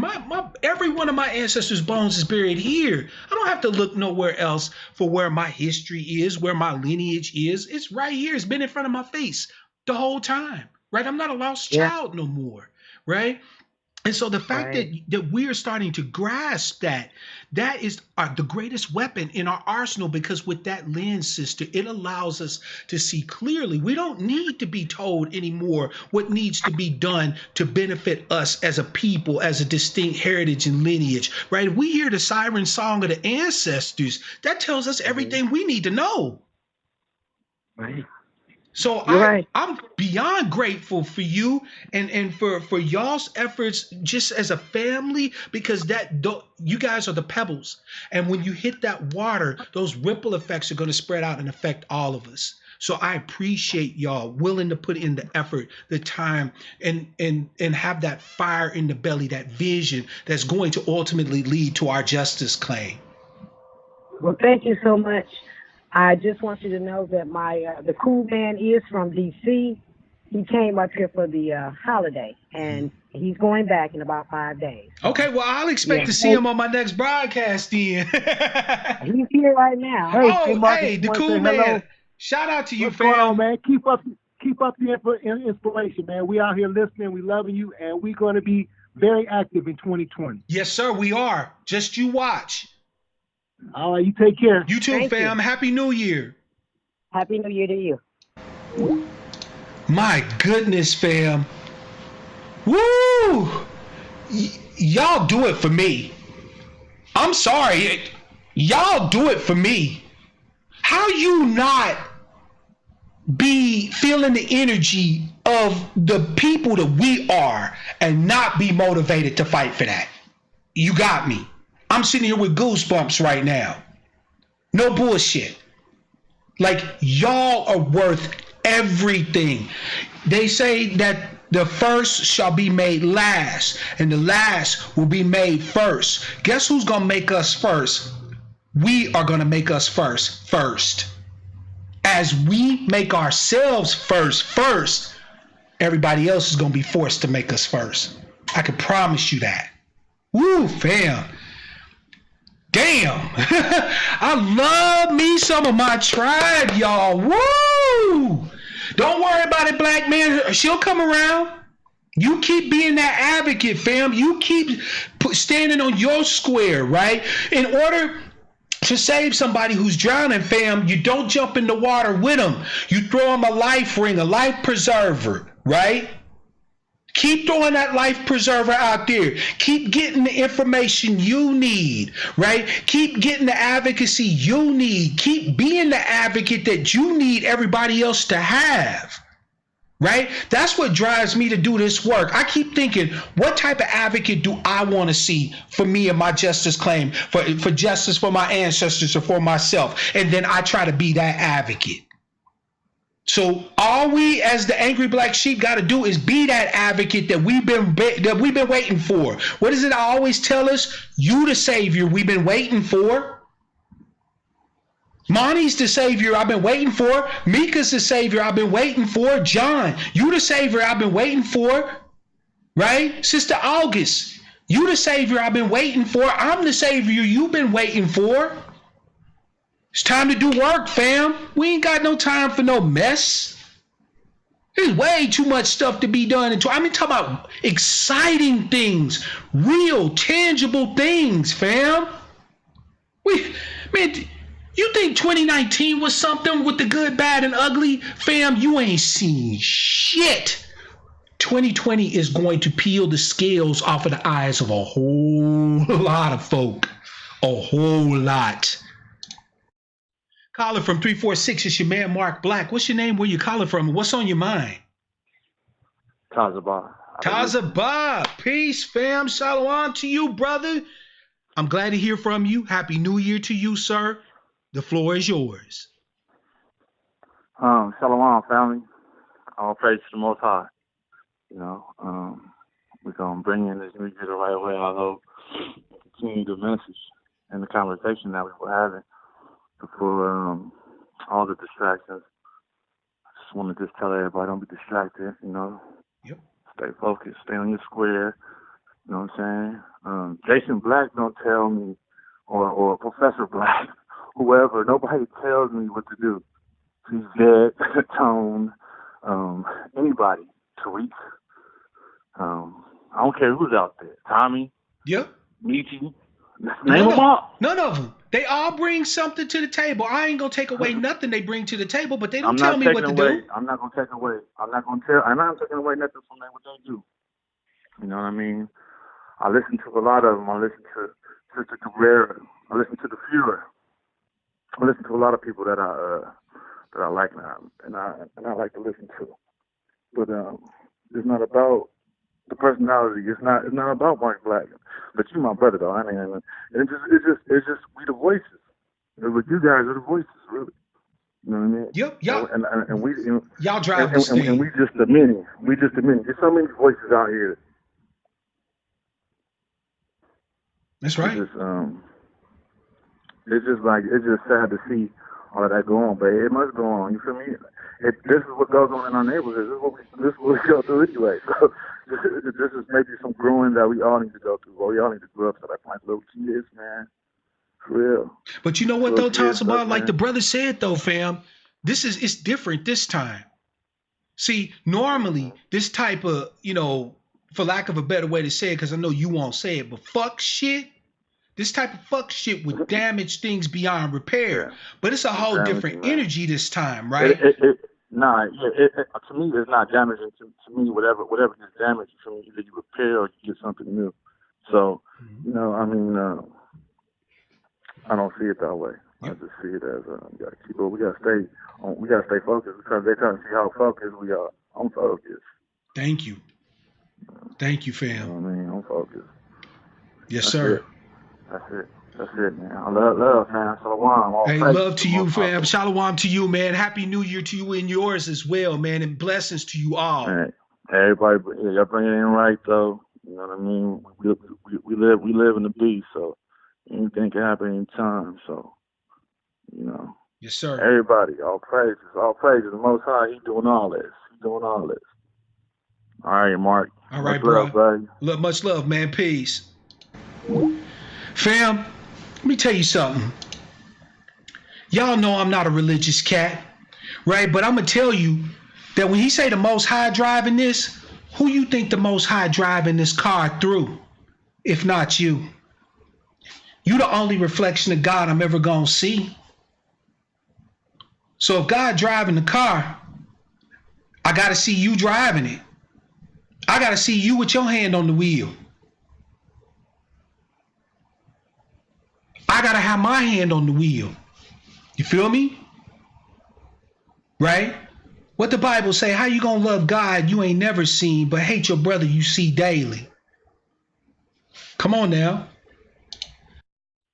Caller from 267 is your man Mark Black. What's your name? Where you calling from? And what's on your mind? Hey, what's going on, Mark Black? This is 1v1 Pleb calling you. One of your faithful 1B1, followers. what's good, fam? Happy New Year to you, man. Oh, damn. You know what? 1v1 call back, fam. That was on me. Don't get mad at her, brother. You can call me one curse word when you call back. But after that, it's going to have to be peace. My bad, fam. But yeah, fam, let me go through the chat real quick before he calls back. Michi's different. You know what I'm saying? Like, I'll admit, I like Michi because I'm hella hood, but she's not for everybody, and I can see that. There we go, brother. Hey, sorry about that, man. That one was on me. You can call me one name, but now it's got to be peace. Yeah, you know what? I got a bone to pick with you because you cut me off the last time I was on here, man. Fam, what yeah, happened I felt some type of way about it. is with the app that comes up, it popped up like two windows, and so I thought if I just closed one, the main window with your call on it would stay up, but when I closed it, it closed the other one. I was tripping. I'm just messing. I was tripping, fam. My bad. You know what I'm saying? I'm going to own that. What's good, fam? Talk to us. Ain't nothing, man. I'm looking forward to the new year. I like what you're talking about. Like certain channels, I'm not gonna bring up other entities. You know what I'm saying, or what anybody else is doing. Yep. But I like what you're talking about. You know what I'm saying, because it's not like you're coming as an expert in politics or coming as an expert in putting together super PACs or anything like that. But you're throwing out ideas, and it comes from an earnest place. Yep. And I just, as far as you're concerned, what attracted me to your channel is that you always seem to try to take the high road with things. You try to be honest, but at the same token, you earnest about finding solutions. And I can't do nothing but praise you for that. You know what I'm saying? I thank you, fam. I mean, that's really. You just described me in a nutshell, man. I have no problem with keeping everything above board, with being accountable, but I'm here to solve this damn problem. I don't know what the answer is going to be, but I know that if I'm not a part of the answer, I'm a part of the problem. Yeah, definitely. And I think it's about doing, I think we don't give ourselves enough credit. You know what I mean? And I'm not going to lie, like, I was a follower of the ADOS movement, a follower of the FBA movement. I always looked at the two as being the same, you know what I mean, up until, the division. But one thing I never could get with was the downward thinking. Like, we can't do anything. Like, we just don't have the wealth, or we just don't have this or that. We've been able to overcome tumultuous odds. The odds were stacked against us from the beginning. You know what I'm saying? Coming from slavery, looking at it from like the 20s, where you have brothers and sisters coming out of slavery just 20, 30 years, but able to build up things like Black Wall Street, having their own businesses, having their own enterprises, having their own communities. You can't tell me that it's not within our grasp to be able to turn the things around that are against foundational Black Americans or American descendants of slavery, I feel you, fam. American slavery. 1v1. You know what? I think that while we talking about it, because I'm glad you brought it up, fam. While we talking about it, here's what I would like to put forward as a proper understanding, or I won't say proper because that means that I'm kind of dictating to you, but hopefully you'll understand my chain of logic when I say this, is what I mean, right?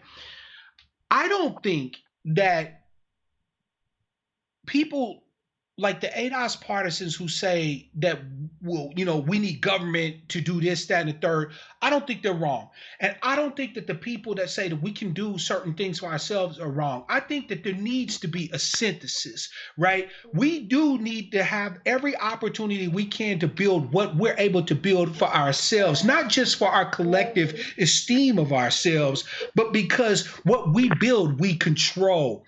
That being said, however, we have seen repeatedly throughout history that without certain protections in place, without certain understandings being there, what we build can easily be taken away from us. So the people that say we do need that basis in politics, they're right. We need to build the political structures and institutions that are going to be able to allow us to sustain what we then build on the ground. I think it needs to be, I don't think either one is wrong. I think we need a synthesis of both ideas in order to be more effective when we move forward, fam. What do you think about that? I think you're right. I think we have to stay focused on having a black agenda. I think that if we're committed to making sure that we have strategies in place, or we have protections in place from a government level, then we have to hold politicians' feet to the fire. And that doesn't mean that, we back off from having a black agenda by saying, oh, okay, we're going to, downvote Democratic. I think it means making sure that the candidates that we're vetting, that they have black agendas in place, and also to not waiting for them to give us strategies, but forwarding strategies to them and asking for them to push that before we give them our support. You know what I'm saying? Because if we sit up and wait for them to come back with a strategy, it's not going to be something that's going to be specific to blacks. It's going to be something that is for quote unquote people of color or immigrants or, some other talking point that's going to help them to increase their base. No, we have to make sure that if they are not committed to doing things that are going to be transformative specifically for the black community, then we're not going to back them politically. Facts. And more so, even that, a lot of people don't recognize this part of this. The reason why the civil rights movement worked is because people wasn't just marching and praying and giving speeches. People were boycotting. They were not, giving their money or their interest into the busing system or other things that in this country that make it move. We weren't participating in the system. So if we're boycotting, if we're saying that, not only are we not going to back you politically, but we're not going to back you with our income. We're not going to back you with giving you, our participation in the things that are the lifeblood of this country. We know that, things are going to shut down. Facts. And that's what's going to get people's attention. You know what I'm saying? So, you remember during the civil rights movement, Dr. King went to jail a bunch of times, right? Well, if you listen to some ADOS partisans, we couldn't afford to bail him out. But we did, right? Somehow or another, every time our brother went to jail, we was able to scrapple up on the bread to get him out, right? So, that's right. I get that we want to make sure that everybody's covered, right? Because there is a strain, unfortunately, in our community of elitism, right? When you see it with people who are highly educated, they tend to talk down to brothers and sisters who don't have those educational attainments, right? If you have a business, right, you tend to look at Negroes that don't have a business as lazy, shiftless ass niggas, right? So there's this element of when I get to a certain level of attainment, right, that I can't understand what it's like to not have that level of attainment no more, right? I'm up here and you down there, right? But when you look at the greatest strides that we've ever been able to make as a people, we've had it to where the poorest among us if they could do nothing else but be boots on the ground, working a 9 to 5 and boycotting when the leaders say boycott, then that's what they did, right? But then when shit went down, the brothers and sisters that had the bread, the resources, was able to pony up the dough to make the moves that needed to be made, right? We need both groups. We need our entrepreneurs. We need our entertainers. We need everybody on board without that artificial separation of, well, you niggas just don't understand what's happening, and if y'all would just work hard, that kind of that elitist strain that tends to run through the interactions between us as a tribe. That shit has to come to an end, right? Even a brother that's pushing a broom got something that he can contribute and bring to the table, and we need to start respecting that. Like, we need to see everybody's contribution as worthy. Facts. Because it is, because you don't know what that brother might be pushing a broom, but he might have certain experience, or he may have resources or a connection with other people that can get things done on a way that you may not have even thought of. A brother with a broom and a 32-tooth smile can get in any place in this country. That's a fact. A brother with a broom and a 32-tooth smile can access all of America, from top secret, beyond top secret, all the way down to the bottom. Why would you not want to cultivate that brother? You feel me? Why would you think that he couldn't bring something to the table? Right? We need to, we got to change up our thinking, right? Like, we're never going to rise any higher than the lowest one among us. So if we're not trying to meet that brother where he is, if we talking over his head and acting like, all these dumb niggas just can't figure it out, and we full of contempt for him, we're not going any further than he is. That's right. I mean, listen, before he was Malcolm X, he was Detroit Red. That's right. If we'd have just judged him at where he was at when he was Detroit Red, he would have never became who he was. Oh yeah, when he was Detroit Red, he was a pokey. He was a ray. He was a no good. You see what I'm saying? He was a thug. He was a ignorant, right? But had we left Brother Malcolm as Detroit Red, how much of that is on Brother Malcolm? How much is that on him? And how much of that is on us? Exactly. Well, I'm not gonna hold you up too long, but I just wanted to call in just to, wish you, a salutation for the new cycle. Oh yes, sir. And I appreciate what you're doing. You throwing strategies on the ground, and that I think is more beneficial, because whether they be right, wrong, or indifferent, now we start throwing ideas that we can move on. And if something doesn't work, then we can move to another strategy that does. Thank you. So that's what I'm about. Not all that ideas. I want to combat ideas, fam. I want the best ideas like cream on milk to rise up to the top, and the rest of them can get skimmed off. I ain't married to none of these strategies or ideas so hard that I can't change. That's right. And that's the only way we're going to win. Yes, sir. Hey, man, Happy New Year to you and yours. Many, many, many more years to you and yours. Don't be a stranger, fam. You know where I'm at. No doubt. All right, bro. Now. Peace. Great call. Yeah, fam. I mean, think about it. How many people have we discarded that we just throw it away? Caller from 425, it's your man Mark Black. What's your name? Where you calling from? And what's on your mind? I think I know who this is. Good evening, family. Happy New Year. How is y'all? How's y'all evening going? I hope y'all are having a wonderful New Year and bringing it in with our brother Mark Black. Miss Diddy, I'm so glad to have you call in. You haven't regularly do it. Normally you in the chat. I think you was in the chat, wasn't you? Earlier? Yeah, when I got off work, I got into the chat. Yeah, that's what's up. I was listening to the family chop it up. And so I only want to say a few things, really. What I want to take away from 2019 is simply this. For one brief moment in time, one quiet, brief, peaceful moment, we were all unified on one accord, on something for this justice claim. It didn't matter who we claimed we were, FBA, ADOS, DOAS, badass, we were all on one accord. And it was a beautiful thing to see, family. It was beautiful.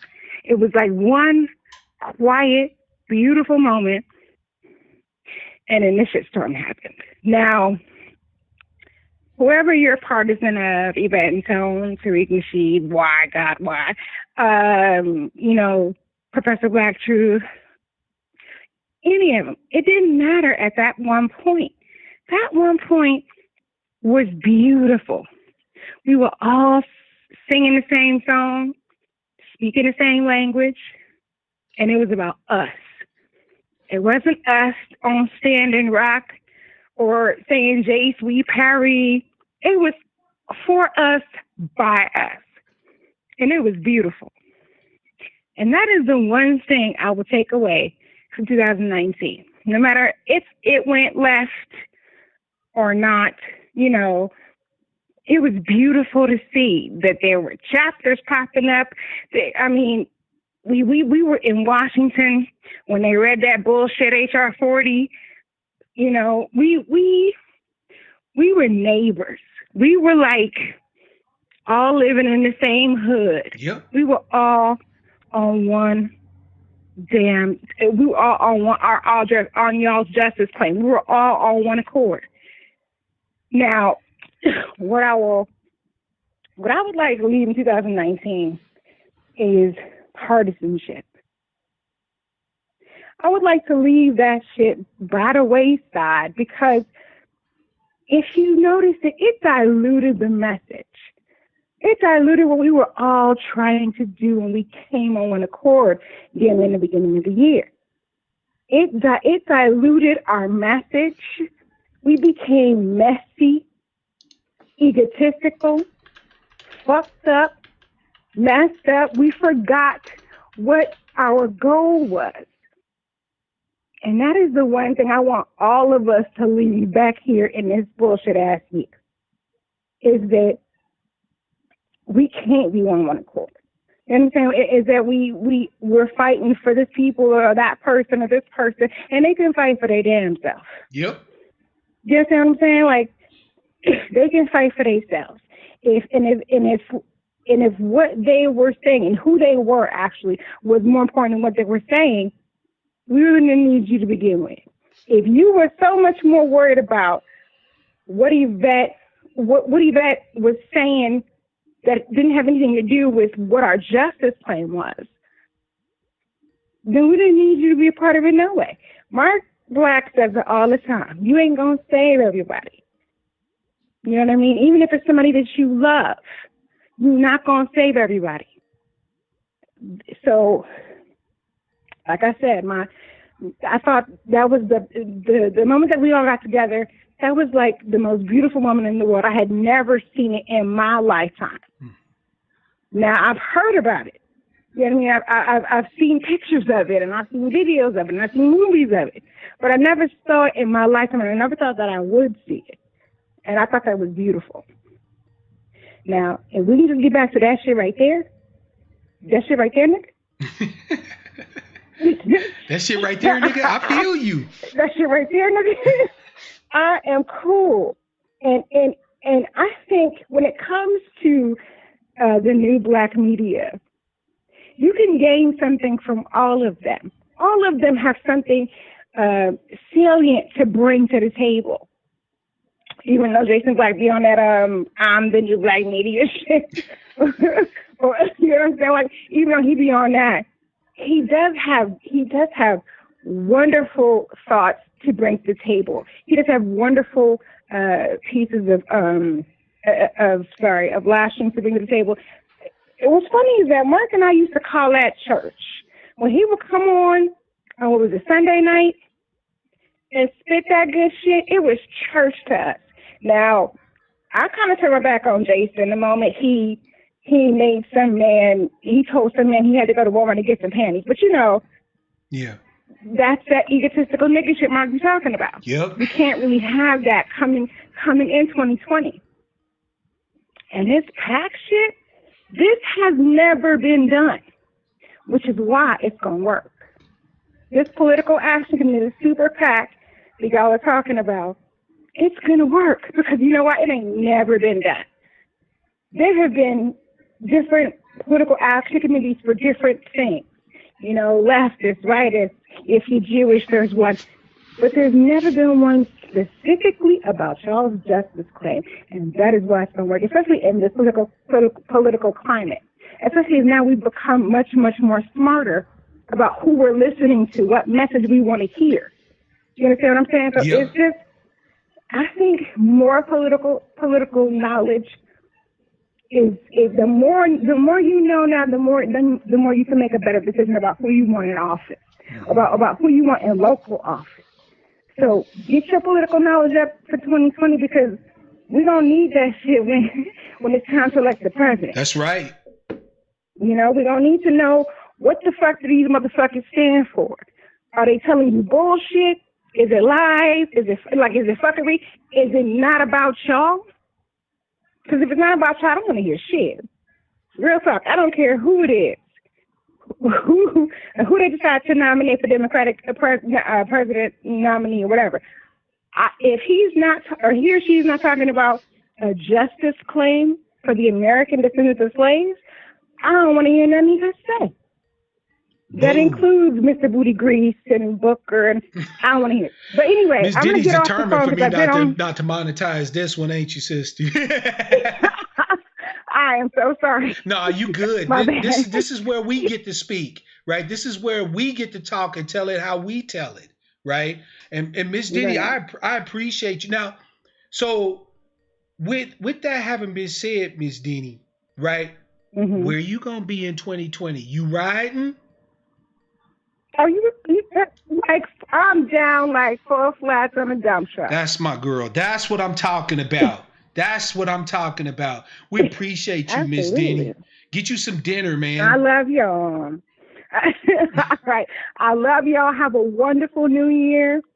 You know, don't go too crazy because, you know, we grown folks. We got people and people got to take care of or whatever. But, you know, be safe. Have fun. I love y'all. Love you too, sister. Thank you so much for your words. Peace.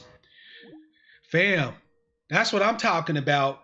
It was beautiful. And we're going to have it again. Make no mistake about it. 1 or 2 or 3 or 10 ponies don't stop no show. Trust me.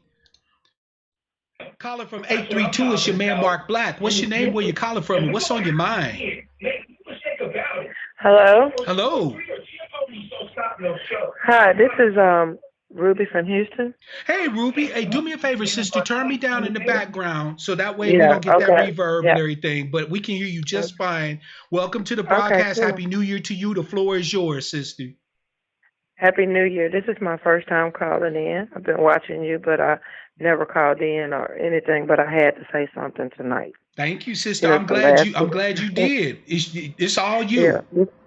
Yeah, this is not only the end of a year, this is the end of a decade. We 20 years into a new millennium. And what I wanted to say is I appreciate you having the broadcast. It's my first time, you know, calling in, and I've been listening to the other callers, and I totally agree with them. The other thing, though, that we need to put on the table and just have people, you know, pay attention to is that it's the fear mongers. You know, they've been doing this longer than us. Mm-hmm. They know how to get these fear. They know how to incite fear. They know how to break up movements. They've been doing this for 100 years. They had a 400-year head start. You know, so they know the game. The other thing is when we started talking about the elitists and how some talk down to others. I live in the hood, and I have to say that I'm educated too, but I know I didn't leave my community.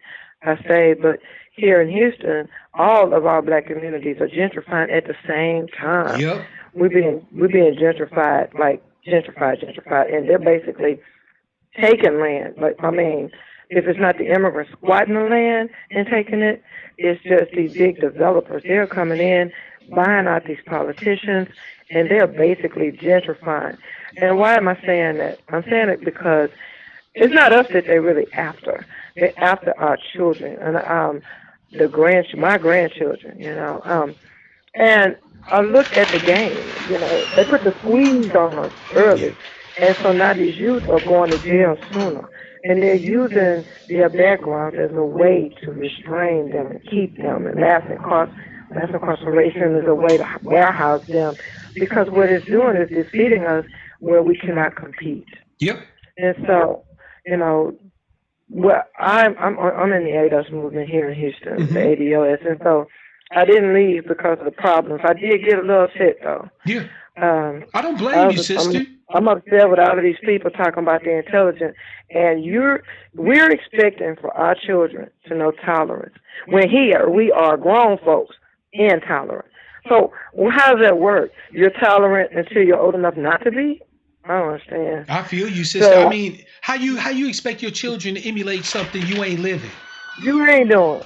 And so I've been out here in these streets a long time in this politics, and I've seen them come and go. I've heard the game. But what really strikes me is the fact that, I got in to this movement because I saw the report that in 2053, the average black household would work less than $1. So what's the game? I'm thinking, you feel me? okay, Because 2053 ain't that far away. Like everybody's no, talking it's not. all this mess, but what about the data though? Like 2053. What's that ain't that long. cracking? We in 2020. What is that? What 20? What is that? 33 years. That's in our lifetime, Michael. That's in our lifetime. Facts. That's in our lifetime. No, we can't even go back to slavery. We can't even go back to the 60s. We right here. We are alive and well. We are where they were. And I'm living a life my grandmother lived. She lived. How is it that they couldn't vote? They had more than we have now, and they couldn't even vote, weren't respected, any of that. Anybody sitting down right now, I don't understand. I know they have to see this snake that's strangling our community. That's facts. They're robbing. That is absolute facts. They are robbing our children of their youth. They've been expected at 3 and 4 years old to act like grown folks, make decisions. They don't call you when the kids are in trouble in school no more. They just do stuff to them, And they're kidnapping. How about 60-something thousand women and children missing? We don't hear nothing about that. So anybody sitting down, the thing that I motivate them with is this. Common sense is common sense, and we're not blind. But we have to pull the scales. I don't want to get frustrated, but do you know that there's a number of us that's still on the plantation, Michael? They're still there. No, sister, you are absolutely right. Think about this. We fail to understand that because we haven't questioned some aspects of our culture, that we literally dragged slavery off the plantation along with us. We did. That's why we have so many of the different pathologies that we have. It's imperative upon us, first and foremost, before we start talking about doing anything, that we put the focus on us, on our self-healing. Yvette's right when she talk about that we need lineage therapy. There's actual real psychological pathologies that we actually pass on and call acculturation to our children from generation to generation to generation without even realizing what we're doing to their psyches with corporal punishments and unquestioning adherence to authority. You do what I tell you because I say so, and this, that, and the third. That's straight off the plantation. That helped our ancestors survive, but it's not helping us now. No, and it breeds fear. It breeds fear. Fear of the future, fear of change, fear that somebody's going to come after me. It's that whole thing. I've been out here pushing, and they basically saying, look, I can't lose my job. Some of them are saying that. And I'm saying, well, what about the sister who's working 2 jobs?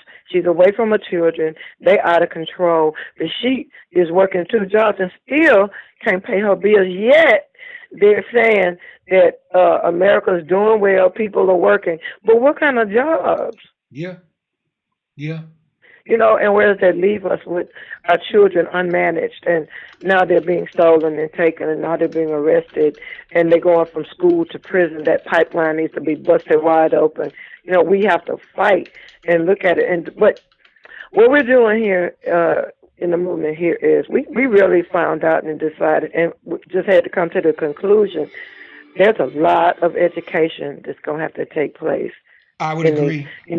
People don't know how to fight. They don't know how to fight. They hear fight, but they're thinking violence and physical. They don't know. I'm not going to say they don't know.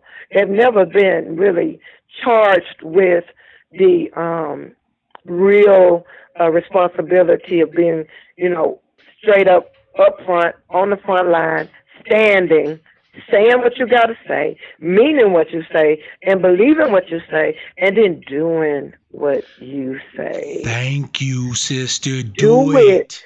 Do it. They're saying PTA meetings. That's not it. Because you can be bored stiff, because the people that's over the PTAs at these schools, they don't have our children in mind. After school programs are money grab, basically. They're just putting stuff together. We have to actually educate in the home, like we used to, educate, and then in our communities. Tell them, you don't have to lose your job if you stand up and you say, listen, if you don't have a black agenda, then I'm looking someplace else for somebody else who does. Yeah. Because they've taken our vote for granted. They've taken our existence for granted. And you got people that are culture vultures. They're basically, my son is in his 20s, my baby boy, and he has some Hispanic friends. They use the word nigger like, and I heard it. I was at a school function, and I heard him say it. I looked around like the kids weren't moved by that. And all the old folks like us, we were looking like, what? Sister, I'm telling you, other races, they fight harder for the right to use nigga than they do to get more of their people here. It was hard for me to sit there, and I rolled my eyes and side-eyed, but I wanted to say something. I said, "Is this what we got to look forward to?" My son said, "Mama, you can only, we can't control that, but we're on the border fighting for them. They ain't on here fighting for us." And so I said, well, listen, and I enjoyed listening to tonight, and I'm not going to hold up the callers. I just wanted to say, though, that the fear-mongers have been out there longer, and they know the game better than we do. And so we have to, because we're vocal, not afraid, and we stand up, we have to then pull those ones that we know probably they're subject to run, they're subject to be scared, and the more money they have, the less vocal they are. And so professionals have to understand their place. If you saying that you're going to vote because my people died so I can have the right to vote, but for who, baby? Are you looking at the agenda, honey? I can't speak for them. My ancestor died for my liberation. See what I'm saying? If I they have don't the even right use to that vote, word. that means I also have the right not to vote. Like, nobody comes at white folks or anybody else in this country and say, your ancestors fought for you to have the right to vote. If they vote, they vote. If they don't, they don't. If they feel like that they have a candidate in the race, they go out, they advocate, they canvass, they support, right? If they don't, then they don't. We the only ones that still sit here and let people vote shame us and, politically shame us into supporting this person or that person, even though we know that the lesser of two evils is still fucking evil. Thank you. That's what I said. The enemy of my enemy is still my damn enemy. Thanks. I'm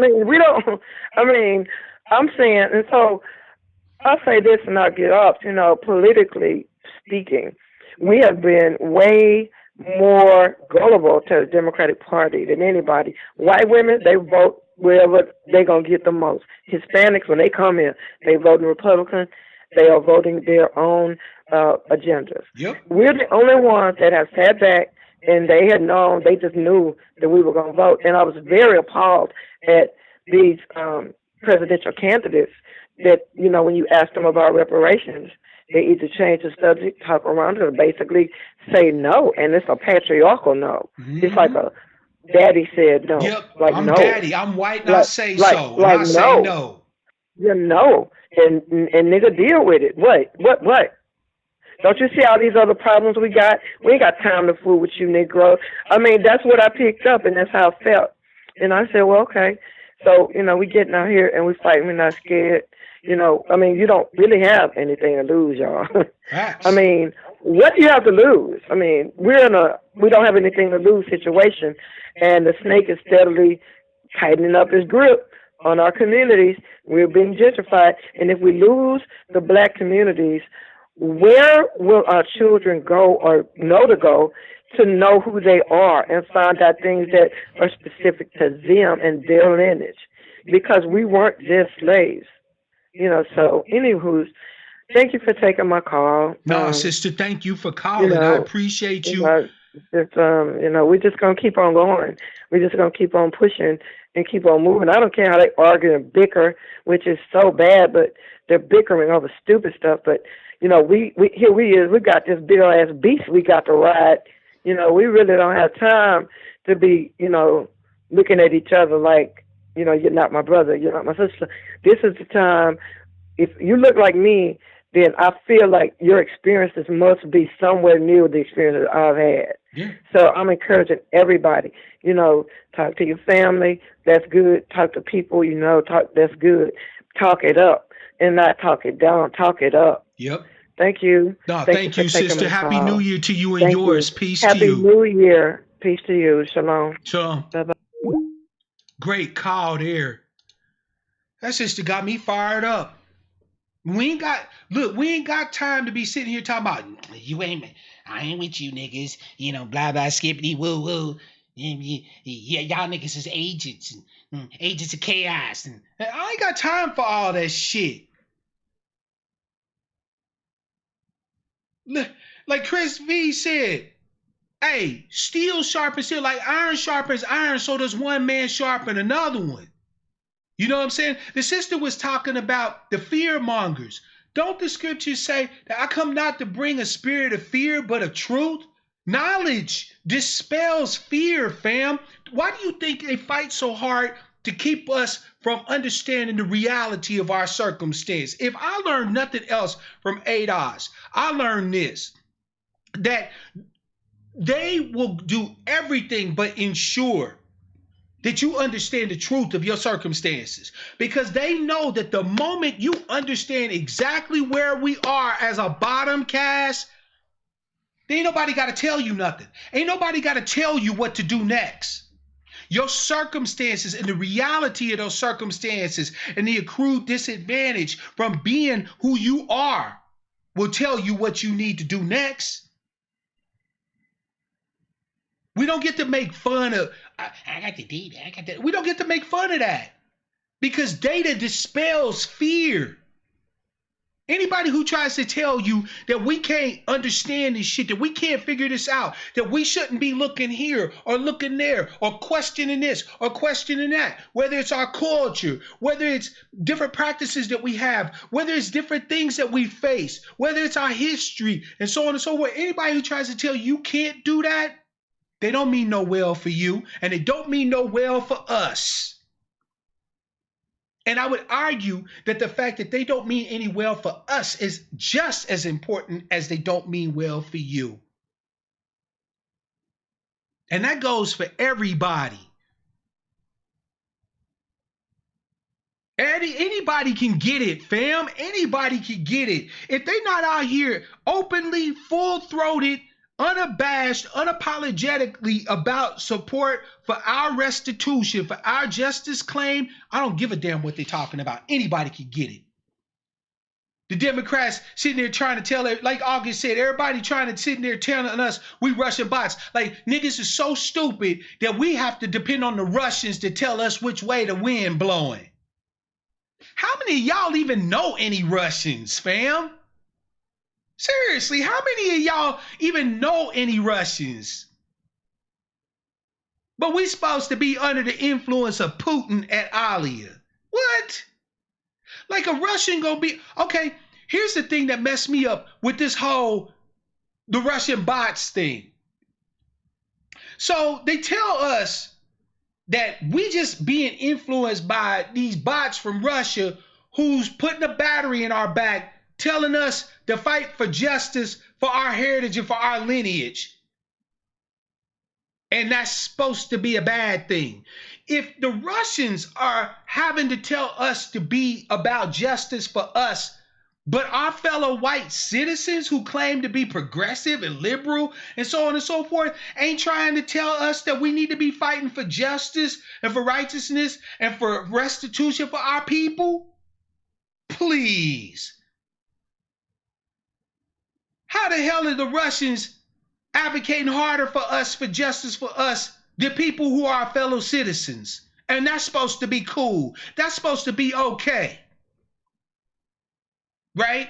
Joy Ann Lomina Reed, right? And her ilk, Malcolm Nance, all the rest of them trying to tell us, oh, don't listen to them black people. They just influenced by Russian bots. Yeah, so Russians have made it a point to tell black people that we actually have a right to justice, to have specific redress of our grievances as citizens. Oh, what's that saying about America? That Russia can tell a whole cabal, a whole group of its citizens to actually be better and stronger citizens.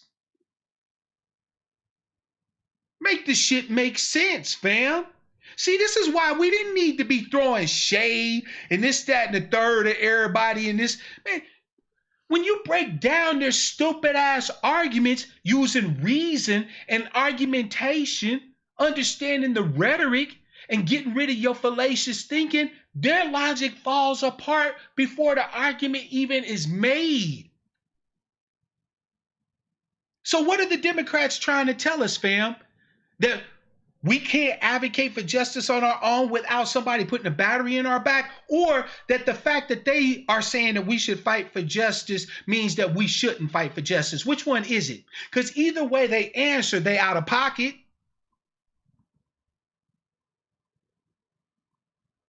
Either way they answer, they wrong.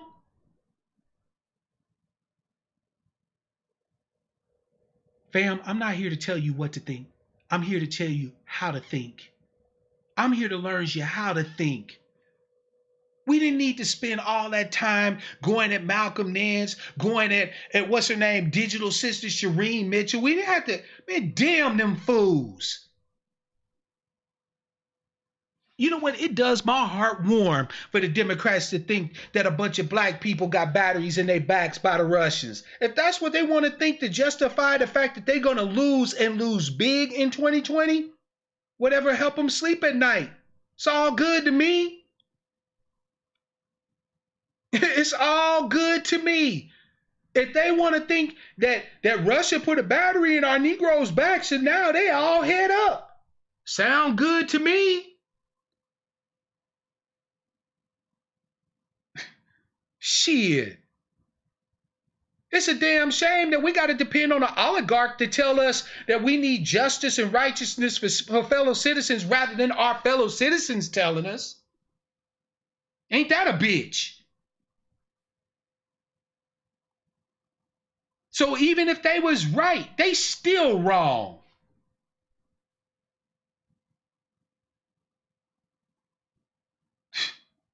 Please.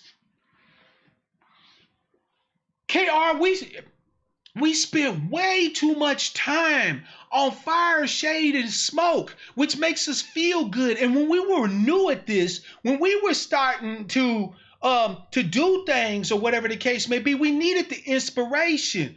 But when you're a child, you do childish things. You act as a child and take on the ways of a child. But when you grow up, you put away childish things and you take up the ways of an adult. ADOS is supposed to be starting to mature now. We don't. Who cares if Yvette Nicole Brown tweets something that says ADOS in it? Well, I don't give a damn what she talking about.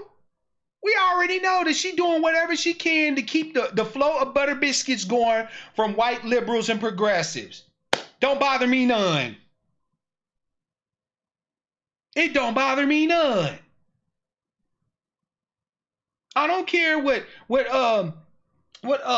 Mark Lamont Hill got to say about you know what, didn't he die on a Palestinian hill? Like, why are we still listening to this fool? Why do we give a damn about what he's talking about? Shit, that go for Killer Mike too. Killer Mike came, sat down, had to sit down. You know what I'm saying? We talked to him. We told him it was about our justice, claiming that his man ain't right. You feel me? He went back to Bernard Sanders. Is Bernard Sanders right? No. Is Killer Mike still riding with Bernard Sanders? Yes. What else do we need to hear from him? Why do we care why do we care what Killer Mike has to say? Ain't no shade. You picked your side. You know what I'm saying? Ride with old Bernard until the wheels fall off, fam. And don't come running to us. We don't need to hear nothing else from you. You got people out here who then got the data that know what's going on, but because Bernard talking about universal health care and they got a sick kid, they voting for him. Fine. Then whatever you get coming to you is what you got coming to you. We don't have to get at you. We don't have to talk crazy to you. We got work to do. You know, personally, fam, I'm going to be honest. I don't think that anybody, including Yvette and Tone, was prepared for the firestorm, for this wildfire that took off. I don't even think they realized it was going to happen. I'm being honest. I love them to death. I got nothing but respect for them. But I don't think they really understood what was happening. I don't think they had a sight. They thought that they could continue to talk about basic political shit and so on and so forth, and we'd be cool with that. No. We done turned into political sharks. And we taste blood in the water.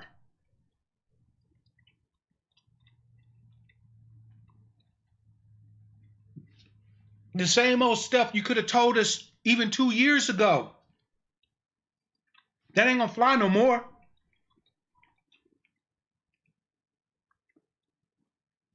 Do you realize, fam, that with your newfound understanding, framing things through the lens of your lineage, that Barack Obama can't even come and talk to you?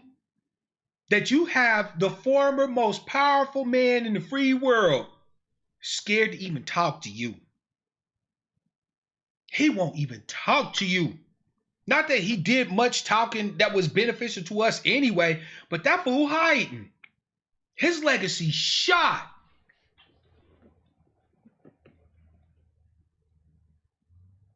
Fam, we political sharks now. We not guppies no more. And guess what, fam? Your brother Mark Black, I smell blood in the water. These Democrats are cooked. They're done. They not only have made it clear they're done with us, but guess what? We should be making it clear we're done with them. Nothing says I'm done with you like being done with you. Like not fucking with you. Up or down ballot. Shit, I know black people that are saying they voting for Trump, not because they like Trump, just to slap the Democrats in the mouth. You know what I say? Good. I got brothers and sisters who say they are abstaining, that they're practicing abstention. You know what I say? Good. I don't care what you do as far as in 2020. Right now, we do need to develop strategies that are going to leverage our votes as a collective moving forward. But in 2020, if your only reason for engaging the political process is just to see the Democrats get slapped in their motherfucking face on November 4th, 2020, I'm cool with that. Sometimes it just pays to be petty. They put dreamers, DACA, gay rights, this, that, and the third over us. Matter of fact, won't even mention us. Like I always say, they always want to, privatize the losses and socialize the wins for them. Nope. This time we socialize in the L. If y'all ain't talking nothing we want to hear, everybody gonna feel the hurt. They don't scare me with Donald Trump. They don't scare me at all with Donald. Oh, we got to vote blue no matter who. They don't scare me with Donald Trump. Donald Trump ain't no worse than the other 44 presidents before him. I know my heritage. I know my history. I know my lineage.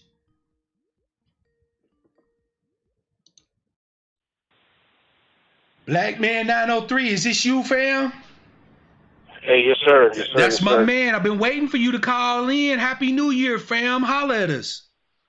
Hey, same to y'all. Happy New Year as well. My thing was that the last caller, she made some very good points about, black women missing and, reunification. And in Wichita, Kansas, that's going on right now. Yep. Whereas before, and again, I go back to this progressive guy named Tom Hartman. He said it was great that all these people were coming and moving out of California and moving to these college towns. Well, WSU, Wichita State, is a college town, but all around there were black people, 100%. And now you have a thing where these white folks are coming here and pricing them out of their own places. Yep. You know what I mean? Even in Lona, Texas, where my people are from, you had a place called The Hill. And on The Hill, there was nothing but black folks. Now white folks are taking over The Hill.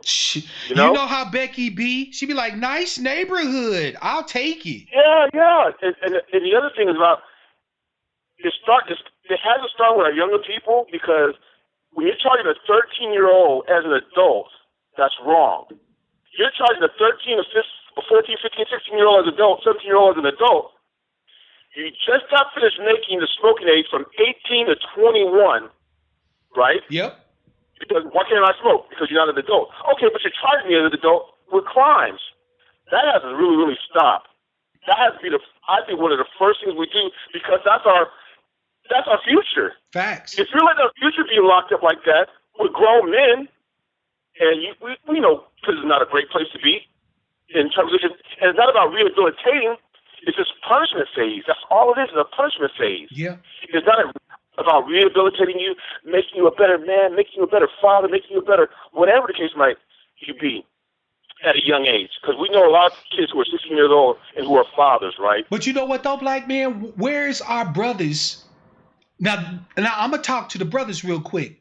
Where's our brothers with prison outreach?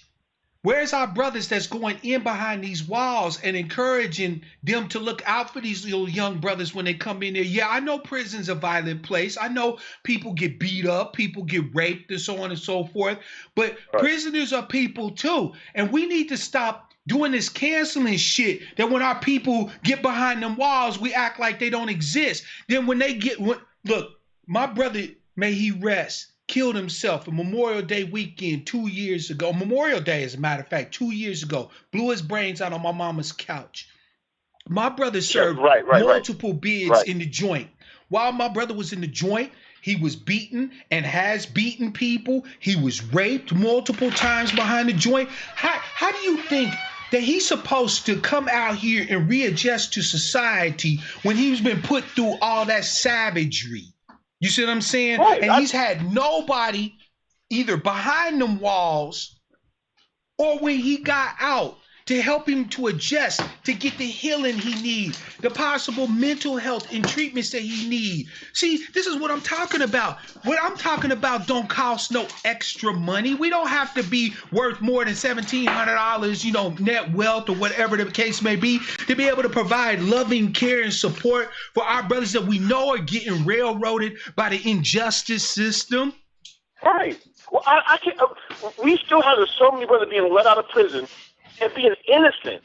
So can you imagine all the people who have already died, or past generations who have already passed away, who are innocent people? Facts. You got brothers in there who are getting shaped up, stabbed up, getting booked, and they may not even have done the crime that they serving the time for. Right. And I told you this before. I think one of the last shows you had. I know I'm not. Okay, I know I have it better than most. I know I'm not that bad off, right? Yeah. But I still don't have it as good as I think I should have had it in terms of being an American citizen. I really, really don't. Because I told you this before too. There's a guy right around the corner from me that I know, right? He's a master electrician, right? Yep. And I kid you not, he's a millionaire. A master electrician, just like Chris Rock will sit there and say. Yep.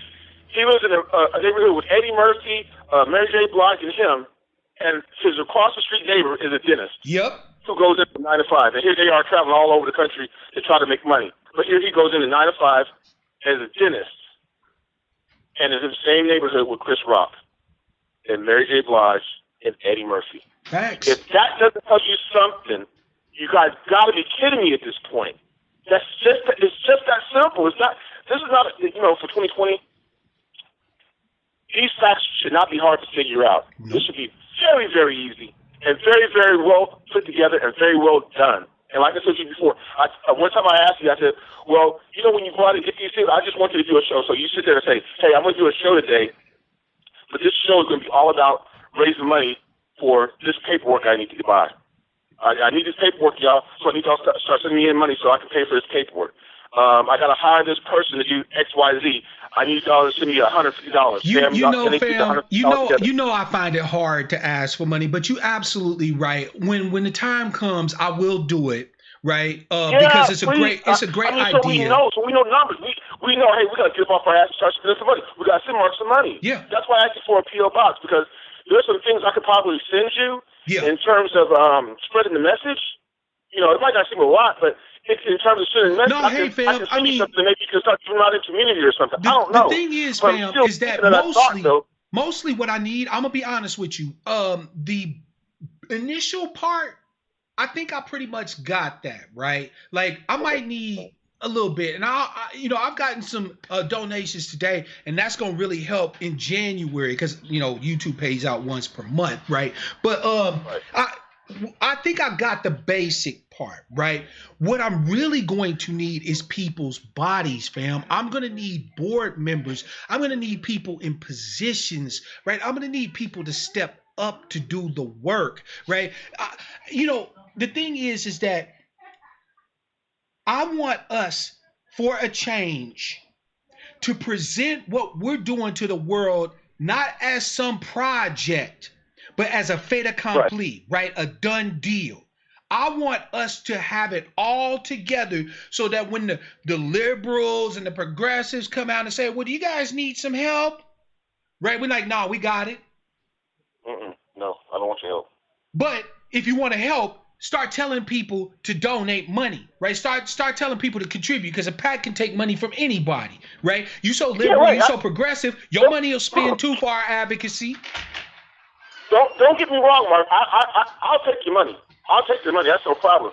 My part is don't come in here and tell my people, hey, we need to vote against guns. We need to be voting against this. We need to be no. Our agenda is going to be our agenda. We need to be voting for DACA. Why are you guys voting against? No.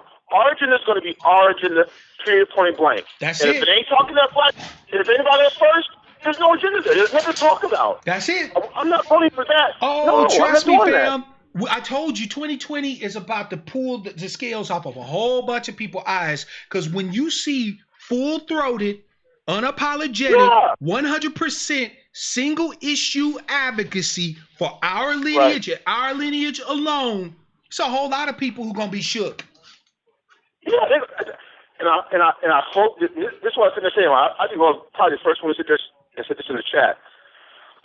But these last 2 months have really put me in a bad place of mind, in terms of what the movement was, because Miss Denny said it earlier today. I was so happy. I was screaming up and down the joy. I was watching YouTube, because I started watching YouTube more than I started watching TV because of everything that was coming out. And the first thing that I ever seen that I was like kind of mad is when Tone told you, you don't need no T-shirts, I got this. Yeah. And then I asked you, I said, so if I start a that's my first show I ever watched. I said, so you're telling me if I start an ADOS motorcycle club, Tone's going to shoot me down on that? What do you got to do with that? You have nothing to do with that. Why should you be able to shoot that down? And that's when that's the first time I sit there and said to myself, I hope this doesn't go bad. I hope this doesn't go bad. But I can remember Tone sitting there saying at one time, he didn't care about the T-shirts. I don't care about no T-shirts. That's not what I'm here for. Yep. But as soon as you start doing your thing, he got mad. Well, the thing was, fam, is that for me, Listen, I am a true believer. I bought in. I claimed the name. And not only did I claim the name, but I claimed the message. And the message is that black people don't demand anything without tangibles, right? I never wanted y'all to just donate to my broadcast. Matter of fact, sometimes I feel bad just accepting donations for my broadcast. I always wanted you to have something in your hand, right? Whether it was a mug or a t-shirt or something like that that showed that not only I appreciate your support, but I gave you value for value. You get my message, you get my advocacy, my words, and you get something tangible in your hand. Don't worry, fam. In 2020, I haven't really talked a lot about what I plan to do with Bomb, right? But there's some changes that's going to be coming for the channel too, right? And one of those things is I will be offering up merchandise with our Angry Black Sheep logo on it, so we can represent, so we can have something tangible in our hand to show our affiliation, our love with each other, and so on and so forth. I'm going back to that, fam. I promise you. Okay, and this is another thing I don't understand. I don't understand how anybody can call themselves being a part of the movement, but then you're blocking everybody for asking questions.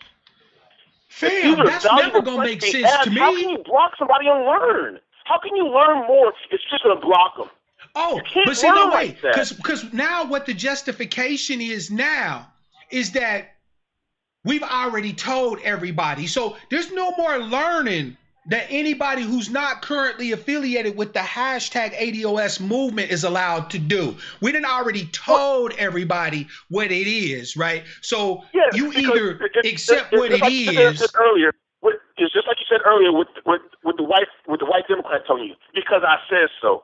And if you don't get out my face with that BS, let me tell you not something. Because you said so. Make this make sense to me, fam. You should be willing to learn from me just as much as I should be willing to learn from you, right? Make this make sense to me, fam. I don't know what you know. How is it? I'm sorry, fam. I didn't mean to cut you off, but I wanted to ask you a question, to ask the chat a question. Where does anybody get off asking Black Americans to trade one oppressor for another one? Make that shit make sense to me. It don't. That's why I got so frustrated with Tom, because how can you sit there and say you're going to be a gatekeeper, you're mad at gatekeepers, but then at the same time you're going to block people as a gatekeeper? I don't want to talk to you. I can't listen to that nonsense. You can't do that. We have to be more willing to, like I said there, I remember one of the first times I ever mentioned guns on your show, it was like, oh no, you got to go, you're talking about guns. But I mean, it's a part of the Constitution. Come on, y'all. Don't be like that. Yeah. Don't be so offended because that's not your space, right? Yeah. I'm willing to learn your space, but don't be offended to learn my space as well, you know? Facts. What I told you when you started talking about guns, I said, fam, we got a gun guy. This is our gun guy right here, right? Like, damn, fam, we got to have some place where we can actually be who the hell we are without somebody trying to dictate terms or censor or this, that, and the third, right? Like, I realize that for some Black people, you know, the idea of guns might make them uncomfortable, right? And that's why we need brothers like you to help educate and show that our history of self-defense, of collective defense, like the Deacons of Defense and other armed Black groups. When we talk about people, like I saw in the chat earlier, somebody mentioned militia, and it's like, oh no, not militia. Okay, well maybe we don't need to use that term. We can use terms like gun clubs or educational, weapons education clubs and things like that. We can use alternative facts like everybody else. But to sit here and try to deny that we don't need to be having discussions individually as well as collectively about our protection and our defense against aggression makes no damn sense. It's stupid. It doesn't make any part of any kind of sense if you're not willing to protect yourself, your family, your community, and the words that come out your mouth. There's no sense in it. You know what? When Farrakhan goes out there, fam. believe me, when Farrakhan was up at the Million March and he was behind that plate of glass, he didn't know who was going to be coming after him. Oh, but check this out, fam. See, here's the thing. I don't have a problem. Out there that you wouldn't believe. I don't have a problem with brothers and sisters. Protecting yourself. I don't have a problem with brothers and sisters, though, who ain't into guns. All I ask is that they let me protect them, right? If you're not the gun type, or whatever the case may be, that's cool, right? I get it. Not everybody's willing to, to exercise their rights under the Second Amendment. All I ask is that when the Democrats start talking that gun control shit, that you just tune them out. Because gun control in this country initially was used against black folk. Oh my gosh! I try to sit there and tell people that all the time. It was a thing about suppressing you, so you couldn't have this item, right? We get so lost. I think we get so lost at the point of just being, oh, I'm a Democrat, I'm for this, I'm for that. We get lost to the point of losing our own rights to diminish our own protections. Facts, man. We were the first people in this country ever affected by gun laws. Right after the Civil War, when they started instituting the black codes, one of the first things they did, because there was a lot of brothers who were veterans of the Civil War who went home with their guns, right, willing to protect their community and so on and so forth, you dig? Right, one of the first things they did when they initiated the black codes was to try to disarm us. Gun control is a losing proposition if you are a member of our lineage. Ida B. Wells said that the Winchester rifle should have the pride of place, the place of honor in every black home to provide the justice that this dominant society or white supremacy or white folks won't provide. That was Ida B. Wells Barnett. One of our greatest, best, and brightest luminaries told you that if you are a black American, gun control is a non-starter. It's a non-issue. Hey, did you get my email I sent you? I did, fam. Did you see that? Yeah. Did you see that? I did see that. That's shit. what worries me. That kind of talk right there worries me because she was like, or he was like, so what's the big deal? What are we talking about here? What do you mean? The guy killed himself because of what was done to him. Yep. And he's like, oh, what's the big deal here? And that kind of talk right there, well, go ahead. Okay, let's do this, Mark, real quick. Hey, can you explain to me the video I sent you? So, no, go ahead, fam. It's you. No, go ahead, please. Because I don't remember it all, man. I get sent a lot of stuff. I remember watching it, but I don't remember all the details, and I ain't even gonna sit here in front like I do, and I want to make sure it's represented properly. Okay. It was a guy, right, who was raped by his mayor. The mayor was, raping him or paying him or whatever, and the people from Gay TV said, okay, so what's wrong with that? Like, what do you mean, what's wrong with that? Are you sick? Mm-hmm. And the kid happened to be, I think he was Puerto Rican or something. I can't remember exactly what he was. Yeah. But they took that information, or they took what happened to him as no big deal. Like, hey, that's fine. No, that's not fine. He was a kid. Yeah. And that's why I can't figure out why on one hand do you charge a 16-year-old as an adult with a crime, but then as a 16-year-old white girl, oh, she's just a child. She was a baby, and you impregnated her because you were 21. It doesn't make sense to me at this point. I'm getting lost with what you're trying to push on me, and not being able to affect our community the way it should be able to affect our community.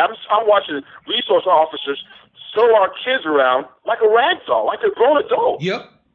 And treat them like they're not people. You know what I mean? Like. But see, here's the thing, fam. Here's the thing. But when we start talking about retaliation and all, right, when you got brothers like St. Micah and St. Cosmo doing what they need to do, now all of a sudden we BIEs, right? We black identity extremists. But if any other community, if any other ethnic demographic faced the type of hostility and violence that we faced in this country on a constant daily basis, there would be no such thing as a discussion on gun control. Right now, that man walked up into a Hanukkah meeting. Now, the brother was obviously mentally disturbed. His family said that he's had mental episode after mental episode after mental episode over the last year, right? So he's obviously mentally disturbed. He goes in there with a machete and stabs people, right? Now they talking about, look at all the black anti-Semitism and this, that, and the third.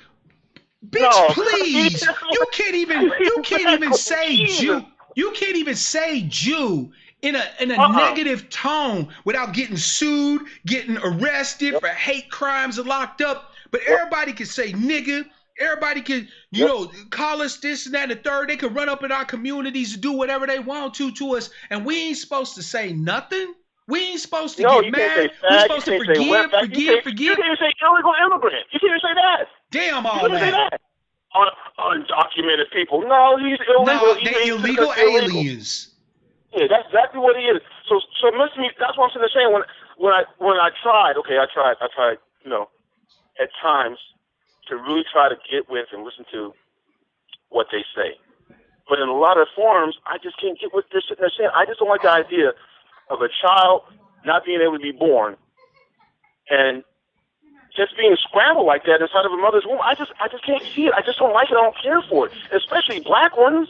You know what, fam? It ain't nothing wrong with you actually being for life, right? Like, that's what I'm saying, fam. Like, look, damn what the Democrats have done during this primary season.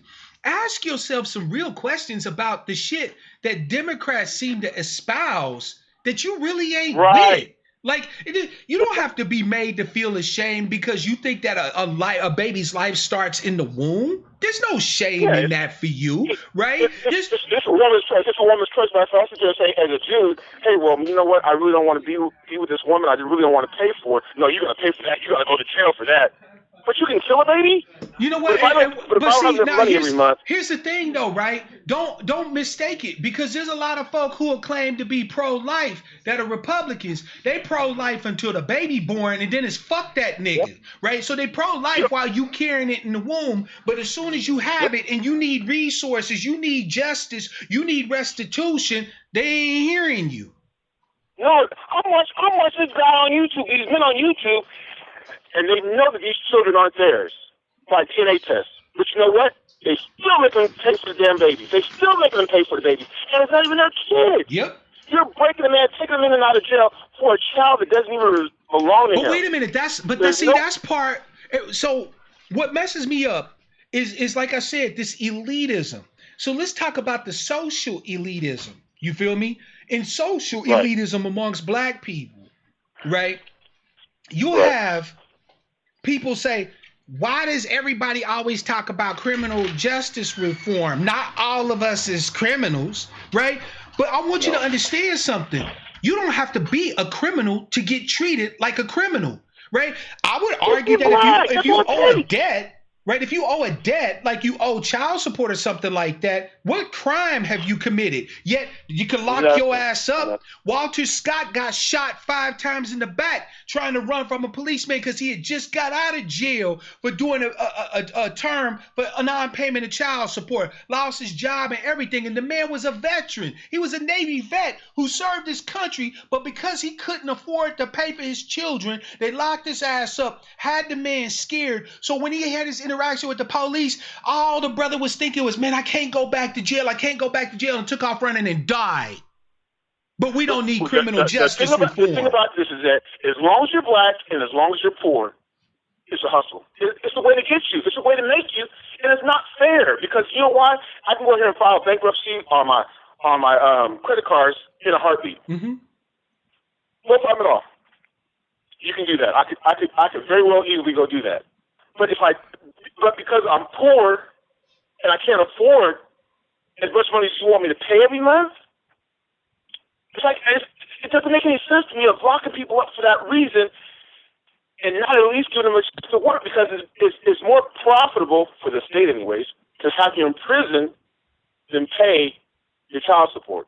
It's way more profitable for you to be imprisoned over child support and the kid not get anything and put you in arrears, opposed to you having a job.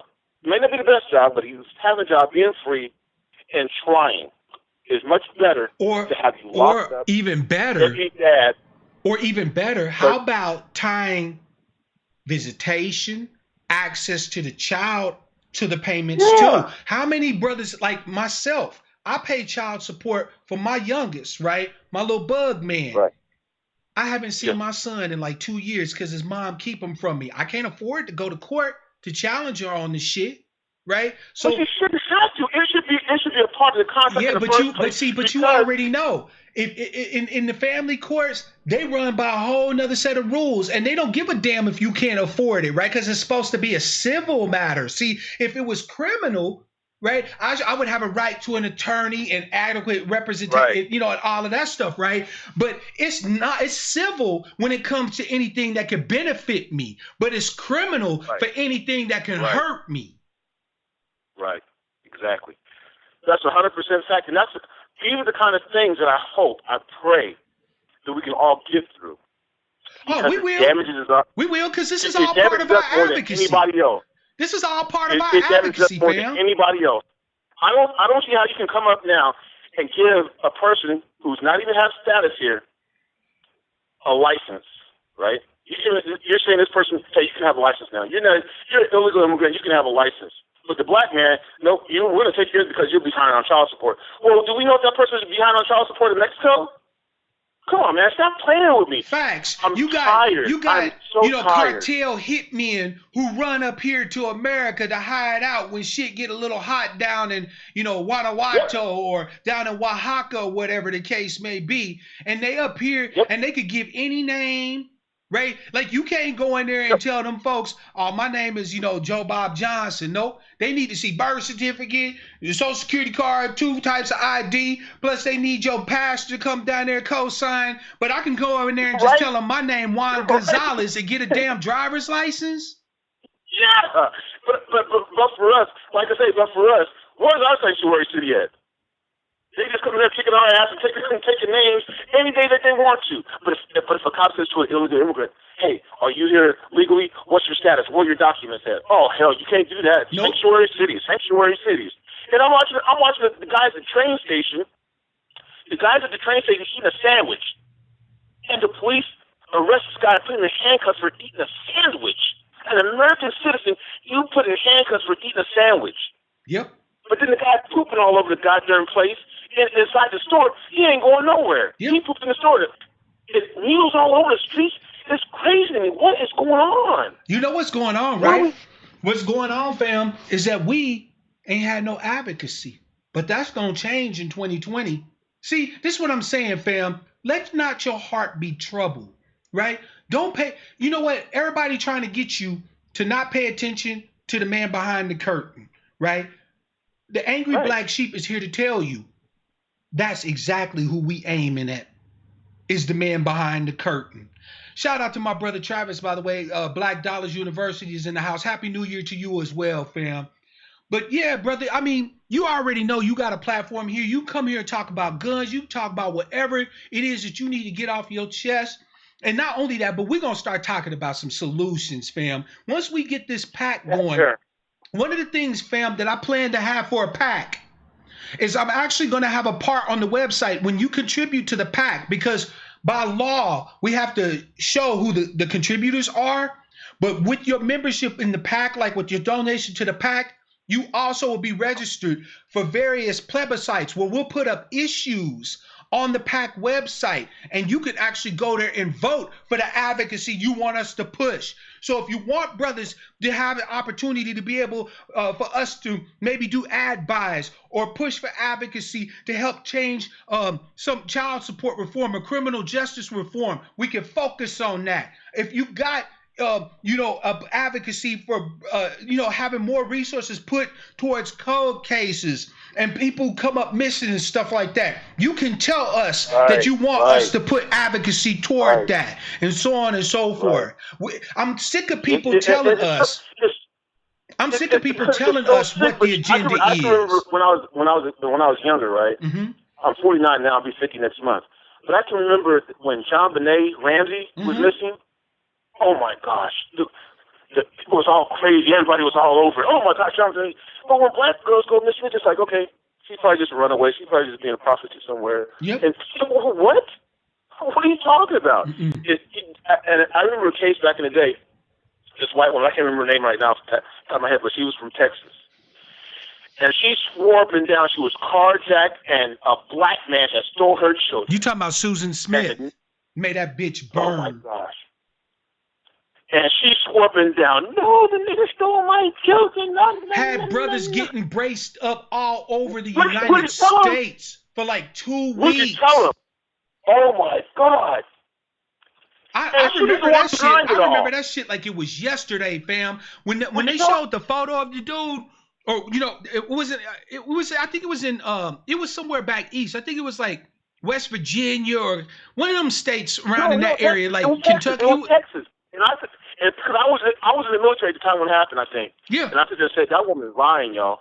It was no doubt. Tell the truth. Man, we're all in there. When you're in the military, you're in a mixed crowd, so you have blacks and whites and everybody. So, fam, name me a brother. Name me a brother even gone off that shit, right? Who carjack a car and look in the back seat, and there's not one but 2 white babies in the back seat of that car who ain't gonna jump his ass out that car so fast it'll make your head spin.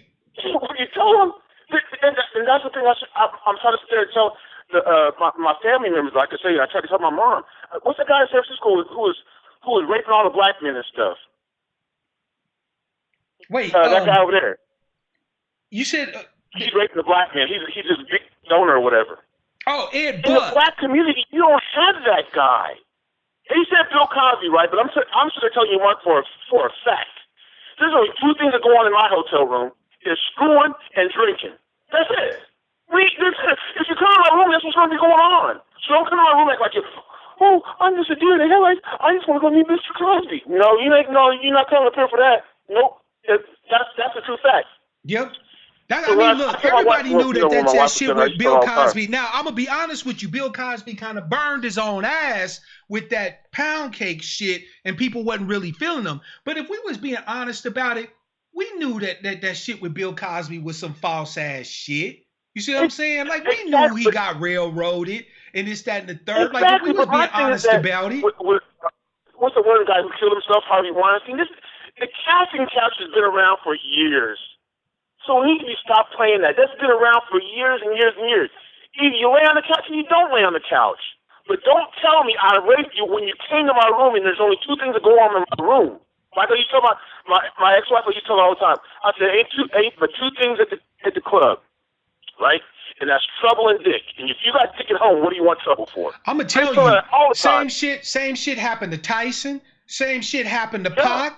Matter of fact, Pac wasn't even involved in the shit. It was just some shit that was alleged to went down in his hotel room. You see what I'm saying? Like, they always got, look, everybody talk about we ain't all criminals. If your ass is Black American, you ain't a criminal yet. They haven't found a way to pin nothing on you yet. Right. This is why you need to stop acting like you better than somebody who done caught a case. Like, there's a lot of brothers out here that have caught cases that wasn't their cases to catch. There was my brother who I told you served multiple bids in the joint. On his second beef, it wasn't even his beef. He took the beef for his ex-wife because she got caught with a pound of weed. So he told them that it was his weed. It wasn't even his beef. So she wouldn't even go to jail. So she wouldn't go to jail. But niggas ain't shit. Black men ain't shit. They don't give a fuck about the sisters and so on and so. Please. You know how many dudes right now sitting behind them walls doing football numbers for women who got caught doing foul shit, but they didn't want to see their mama, sister, cousin, girlfriend, wife go to jail? No, let's keep it all the way funky. Earlier where the guy, Hito, where the guy was in the subway, and he snatched that girl up and ran her out of the subway. He picked her up and ran her out, and not one man stood up to help her. And beat this guy up or stop the guy from taking her. They just watched. Oh, what the hell is going on? But you got people up there though who'll be popping up with the cameras and shit. In 2020, that's another thing. In 2020, I ain't recording shit. If I see something foul going down, y'all gonna be recording me opening up a can of whoop ass. That's all it is to it. The guy is sitting there recording, Mark. He never even made a move. He had a great video. I give him that. He had a great video, but the only thing to show was how soft and how stupid a lot of men are.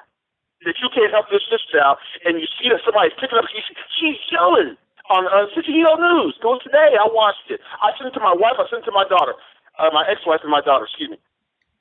I said, y'all look, because I got them, pepper spray, palm spray, and all that. Yep. This brother's being released every day for stuff they didn't do, like Sister August said. Fam, we got to stop with this elitist shit that somehow or another, because a brother got the title or the label felon, that all of a sudden his life ain't worth shit. When a sister catch a felony, that all of a sudden she's persona non grata. We got to stop that shit. We really do. Because the only reason why you don't have a felony is because they haven't caught you yet. Trust me, you could be driving down the street, minding your business, and a cop can pull you the fuck over and give you a case. Don't believe me? Oh, yeah. How many brothers that you know in the hood, bruh, or wherever you from, how many brothers you know got stories about how they was driving down the street and the cop pulled them out their car, searched their car without any permission, and then all of a sudden they find a crack rock or a joint in the back? Yeah. You see all the time where they plant stuff on people. This is something else I really don't understand either. All right, if a dog, right, they treat a police dog, right, like it's a real uniformed officer, right? Yep. Right. All right. So you tell me this. Now make me understand this part about it though. If that dog is a real uniformed officer, now watch the funerals of a dog. That dog will be laid out better than you and I ever will. They'll cremate our ass, Mark. But for the dog, no, he's gonna get a casket, he's gonna get the ground, he's gonna get everything, right? Yep. Now check this out. If you sit there and say, I do not want my car to be searched, if that cop lets that dog jump through your window and search your car, that still should not be able to happen to you. It's still illegal search. And this is the second part. If that dog doesn't find anything in your car, that dog needs to have something that goes on his record to sit there and say, hey, he might need to be let out of commission because he didn't find anything. Yep. But the cops always sit there and say, well, there must have been somebody in there who had the odor of marijuana on them. My dog is great. No, there was nobody ever in here. You're just lying at that point. I smell a strong odor of marijuana. It's not true. It's just a way for them to get to you, to put something on you. Thank you. To make sure. Thank you. We got too many. We got too many fam out here that done went through that for us to be sitting here acting like we better than because they got cases. And I wish more of us would take the time. If they just tell you to get out of the car, fine, get out the car, lock the door. Lock the door as you get out. Yep. Make sure your windows are rolled up. Lock the door. I don't care if you lock the keys in the car and then you have a spare key under your bumper or something. Lock the car. Fam, let me tell you something. There's two things you need to do in every police interaction. The very first thing you need to do, this is your rights. So Mark Black ain't letting no secrets loose. This is your rights. The very first thing that you need to say to an officer when you have an interaction with him is you say, officer, are you detaining me or am I free to go? Because officer interactions by law are supposed to be voluntary unless he has a reason to detain you. You have a right to end the interaction at any time.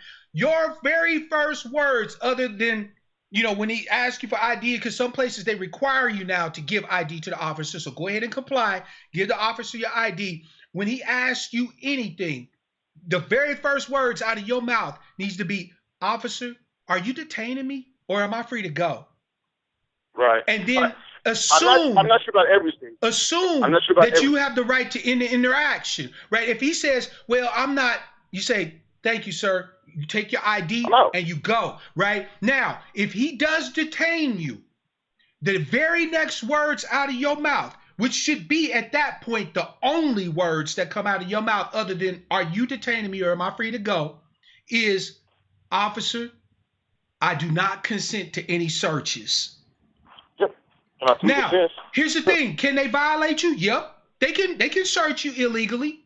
Sometimes they do, right? But if they do, this sets you up to do the one thing that black folk never really get a chance to do, and that's to hit these officers where it hurts, in their pockets. No, this is something different though. So when the city gets, when a cop gets sued or the city gets sued or whatever, right? Instead of the taxpayer paying that money, If that money came from the police pension, a lot of stuff would stop. I guarantee it. If these start messing with these police pensions, and the police pensions were made to pay out these big lawsuits, it would stop. Matter of fact, cops were really getting on cops.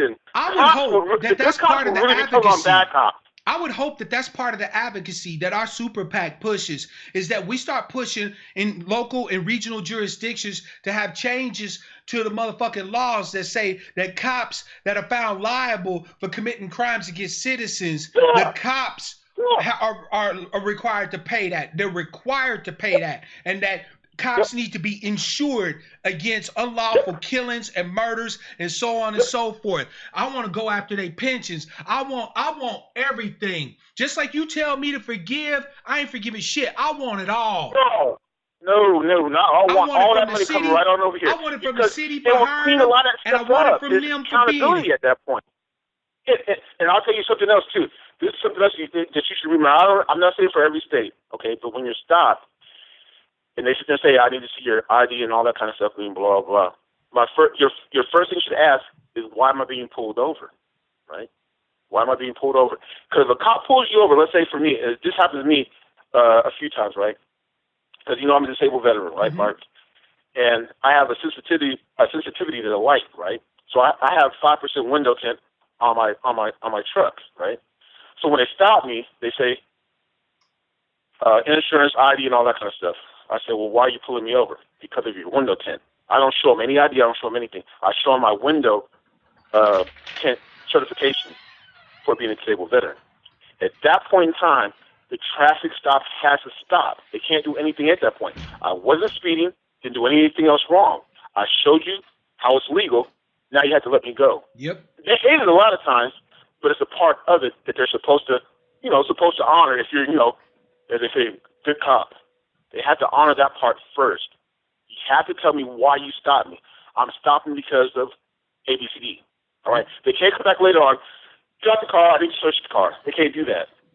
You got to stay with the initial traffic stop. See, fam, here's the thing, right? I know people are afraid that the cops will do something physical, right? And I need you to understand something. There's nothing technically that you can do to stop a cop who's wanting to hurt you physically. I hope it never happens to you, right? I don't want to see anybody get hurt. But understand, you can't go into these interactions with them fearful. Think of the cops in a sense like you think of a dog, right? If you show a dog fear, right, when you walk up to the dog and you're scared of it, the dog can tell that you fear it. Right? And if it make a move toward you, you start running, you trigger its reflexes to come after you, right? When you go into an interaction with a police officer, you can't be afraid. You can't show them no weakness, no fear. No. Matter of fact, by letting them know that you know your rights, it's less likely like that they're going to violate you. You see what I'm saying? Yeah. Because they'll be like, oh shit, man, this dude, he's talking about Miranda rights and this, that, and the third. It's not going to stop them all the time, fam. Understand that. If you are victimized, that's not a rightness, right? It should never happen. But you can stop that shit. Young. I'm talking about real young. And he's a Mexican, right? As a the highway patrol. Yep. And he says, where are you coming from? I'm 49 years old. I ain't none of your damn business where I'm coming from. That's none of your business. You don't ask me where. I'm a grown-ass man. You go ask your kids where they're coming from. You don't ask me where I'm coming from. By the way, you don't have to answer every question that the cops ask you. If they ask you, like, do you know how fast you was going? Shut your mouth. If he asks you where you go, where were you, where you coming from or whatever, shut your mouth. You don't have. Remember, fam, it is the truth. This is the absolute truth. That anything you say can and will be used against you. There is nothing that you can say to a police officer that's going to exonerate you. But everything that you say can and will be used against you. Shut your mouths. This doesn't mean to be rude, right? This doesn't mean, fuck you, punk ass cops, this, that, and the third. No. Be quiet, right? Don't answer nothing you don't have to answer. Don't say nothing. If you don't have to give a police officer information, don't give them information. If you're required to give your ID, give your ID. But all this, do you know how fast you were going? Do you know why I stopped you? This, that, and the third. Shrug your shoulders and just wait for it. Wait for them to talk. Right? Let them do all the talking and give them nothing. Because you could talk yourself into a case. Yeah, but that's what. But this is another point that I want to make too, Mark. That police training on the average across America is normally between 6 to 8 months, right? Yep. But to be a cosmetologist takes 2 years. I mean, this doesn't make sense to me. This is where I really have a sore spot, because if it's that easy in 6 months as a racist to become a cop, that's not cool. I hear you, in fam. 6 months. I hear you. 6 months.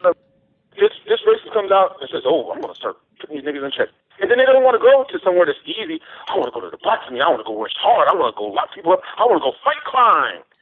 Brother, I got another call coming in because I've let you chop for a minute, and because I can talk to you all day. But I got another one coming in. Happy New Year, Mark. Happy New Year to everybody out there. Of course, Happy New Year to you as well, fam. This was Lima. Everybody. I'll holler at y'all later. All right, man. Peace. Thank you. Happy New Year. Happy New Year. Caller from 910, it's your man Mark Black. What's your name, where you calling from, and what's on your mind? Yes, man. My name is John.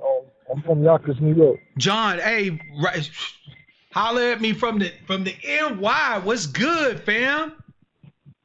How's it going, man? How's it going? Shit, you know me holding it down. All right, that's what's up, man. That's what's up. I wanted to ask you a question, man. Of course, fam. I'm not trying to be a small aleck or nothing. No, you good. So ask your question. What's your definition of code? Good question. You know code. Good question. To answer your question, I'll give you a short answer and then a slightly longer answer. Is that okay with you, fam? Yeah, that's fine. All right. Absolutely, that's fine. The short answer is I have no definition. Now, the slightly longer answer is that the reason why I don't have a definition is because there has been no code that we all have kind of co-signed, right? Now, I'm familiar with with Neely Fuller's work. I've been informed he's not a doctor, but I'm familiar with Neely Fuller's work. I've even done a video discussing the code. And I think that's a pretty good start, if not a complete code in and of itself, right? Which means that if enough of our people was to get on board with that, fam, I would be down with adhering with that code. But as it stands now, we have not codified collectively, and thus I have no definition of a code. Very good question, though. Well, let me ask this. Is because I see a lot of people throwing that term around. You know, I've been in the comment section of, Yvette and Tone and Tariq Nasheed and even Jason Black, and I hear the term, let's stay on code, and I ask people, and some people give different answers. And I'm glad that you was honest enough to say that, you don't know. Like, that's the first honest answer I have ever heard. But haven't you heard that term, every man should have a code? I have. Or some type of principles? Now, I do have my own personal principles, right? If you're referring to code in an individual sense, I definitely understand where you're coming from. I do have my own individual rules of engagement, for lack of a better way to say it, right? My own personal code, right?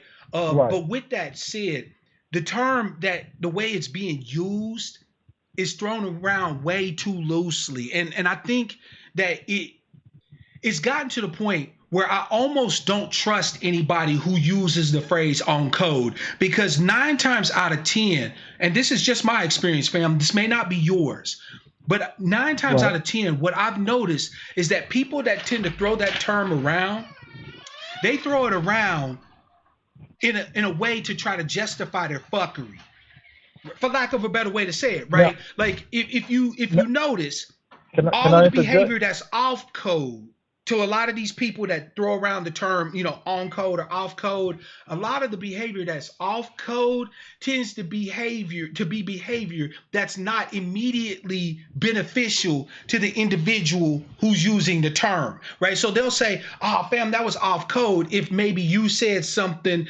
that made them not necessarily look like they're in a good light, or question something that they were holding strong to, or whatever the case may be, right? So I think that we do need to codify up. I think that's a discussion that is going to be a slog, but a fruitful one.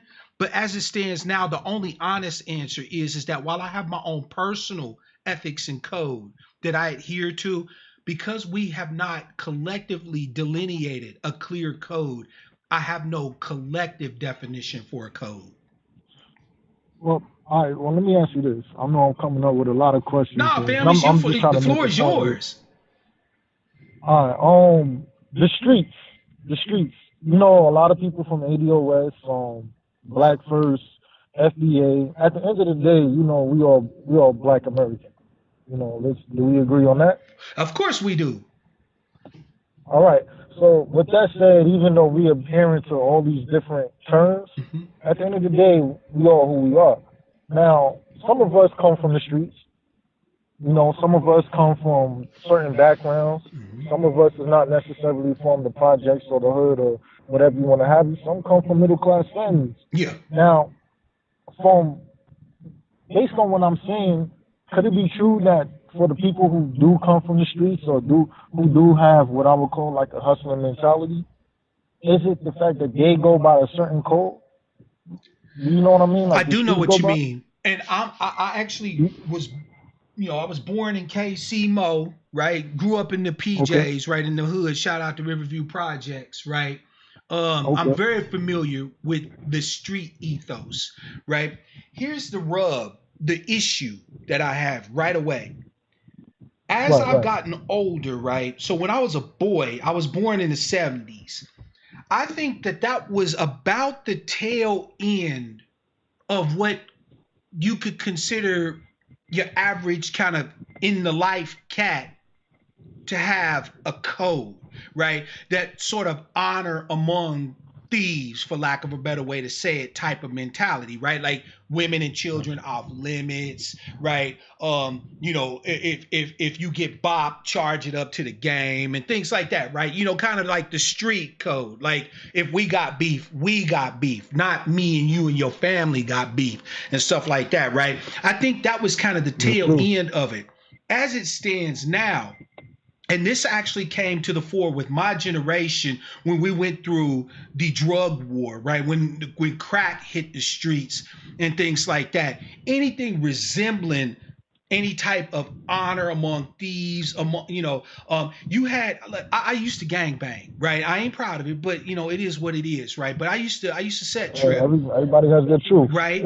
And but what continually messed me up was that you could rep a particular set. You'd be like, hey, whoop-de-whoop-de-woo, this my set, this my hood, right?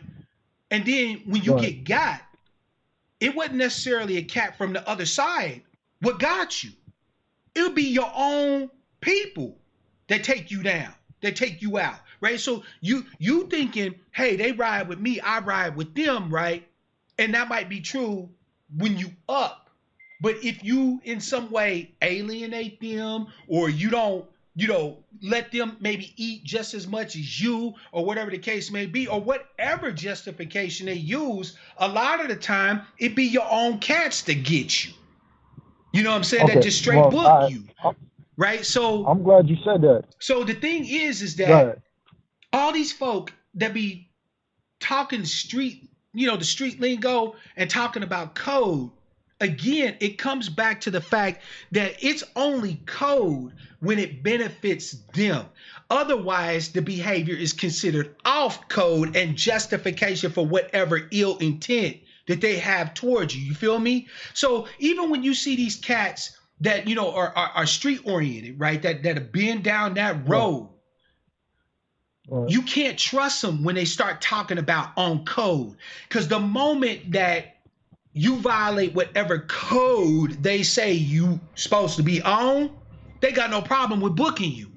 And the crazy part is that the code is arbitrary. So you go with one set of dudes, one set of cats, and they'll be like, yeah, this is our code. When one ride, we all ride. When we go here, this is how we represent, and so on and so forth, right? And that'll be for that group of cats, right? But then you could go and hang out with a completely different group of cats and have a completely different code. But y'all all kind of in that life. Y'all all kind of about that life, right? So y'all all supposed to be about that life. Like if I'm gang banging and I'm operating with a set of rules on, say Crip dudes, right? Then the Crip dudes should be operating on the same rules because that's a code, right? We all gangsters, we all set tripping, right? We all gang banging, right? So when it's us, this is how we get down. But when it's, say, civilians, people who ain't rapping, square bears, etc., then this is how we roll. But that's not how it is, fam. That's not how it is. So for anybody who sits there and tries to portray that that's a code, they running game, basically, is what I'm saying. You feel me, fam?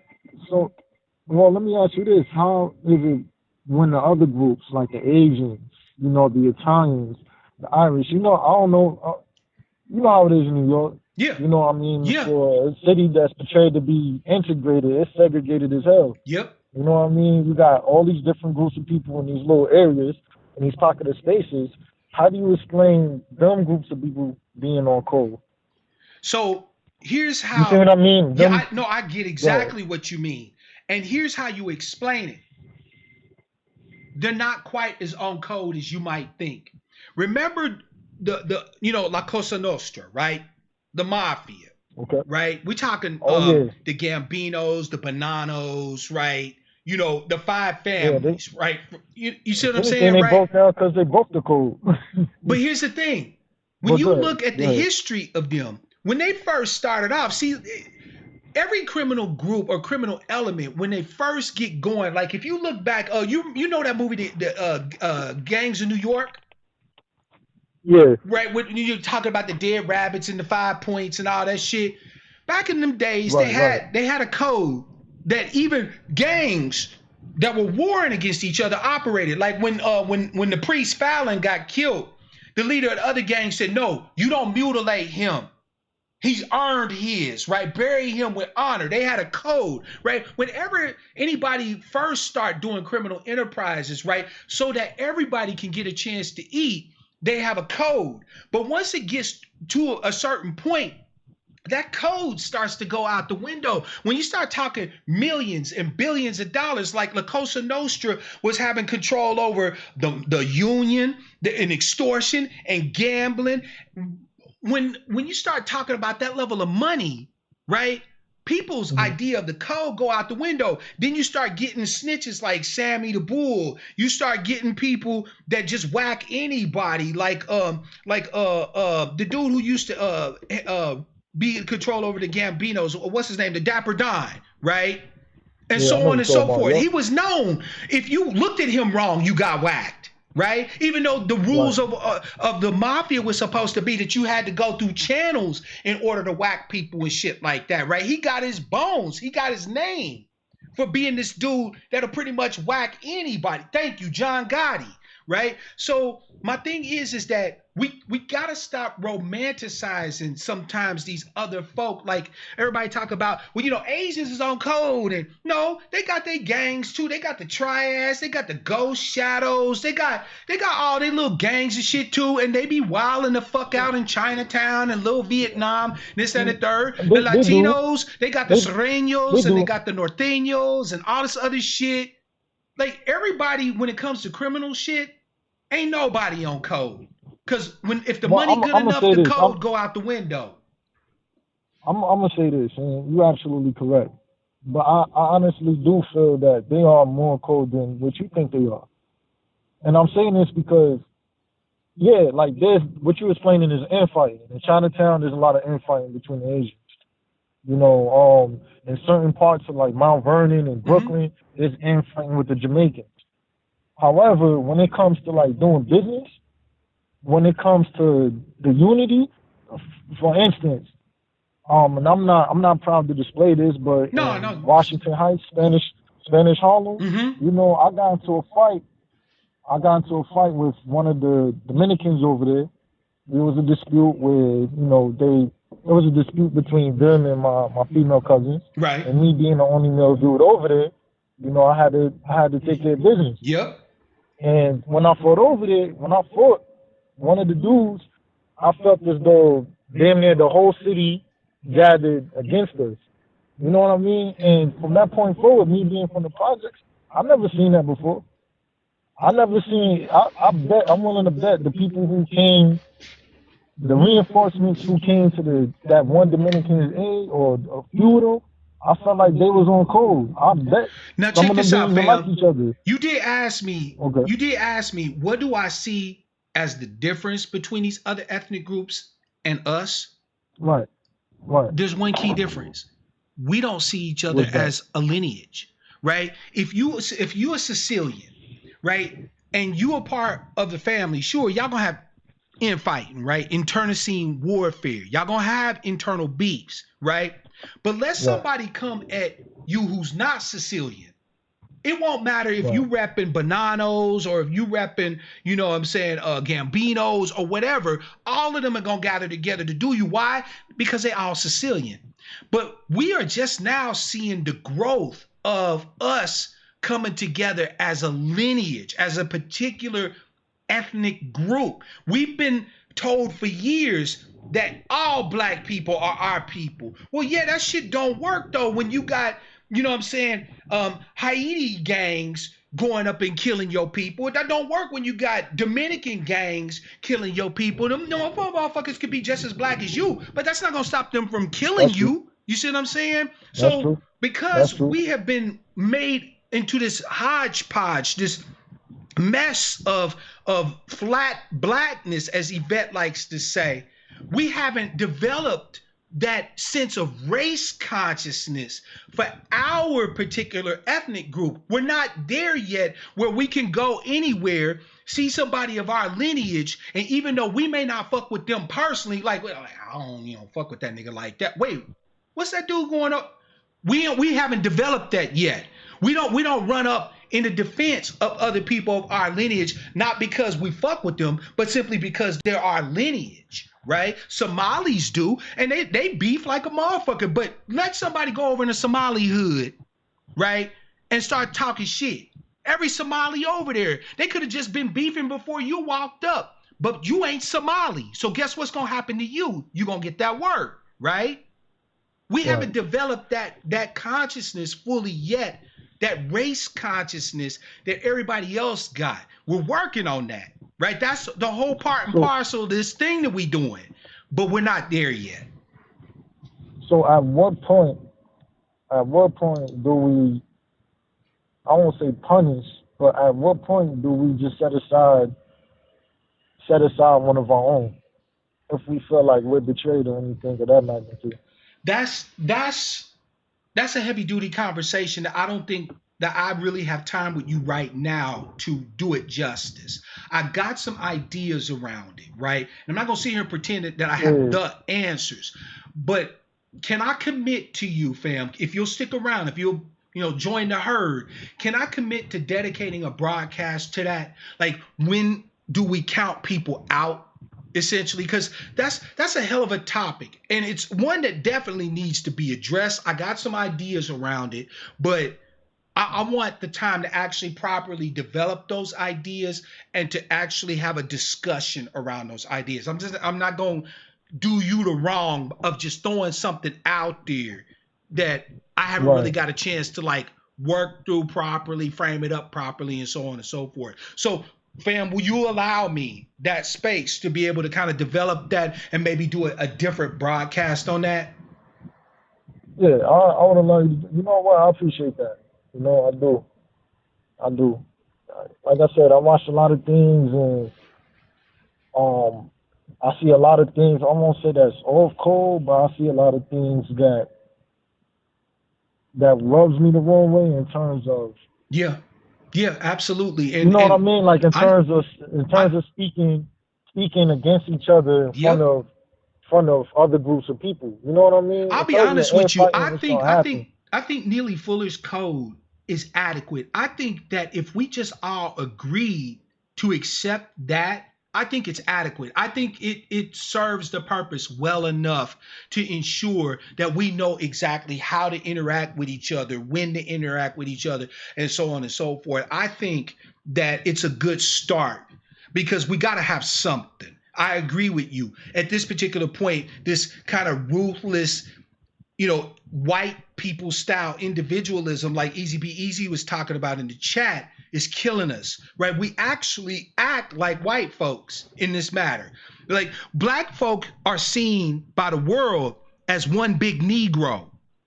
But when we look at each other, we see a bunch of individual ass niggas, right? And that right there is like, if you notice, white folks don't really operate in that space either. A white dude will watch another white dude get his ass whooped and be like, damn, that's fucked up. He got his ass whooped, right? They operate as individuals.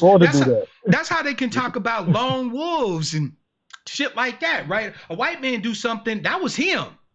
Like they'll be like, what? That was that fool. You know what I'm saying? Like, right. But we operate in that sphere a lot like white folks, but without the protection, like without the complexion for the protection for the connection that they got. You see what I'm saying? And that's something else that we need to deal with, because on the plantation, we couldn't really afford to make attachments too much as a collective. First of all, our families were busted up like a motherfucker, right? New Year's in our community on the plantation was not a happy day. Because remember, during the winter months when there were no harvests and stuff like that, your labor could be farmed out to another slave master for a year or 2 years or whatever the case may be, right? So you might wake up New Year's Day only to find out that your daddy done basically been sold, his labor been sold to the plantation, 50 counties over, and you won't see him again for a year. And that makes it difficult to maintain social cohesion and bonds, right?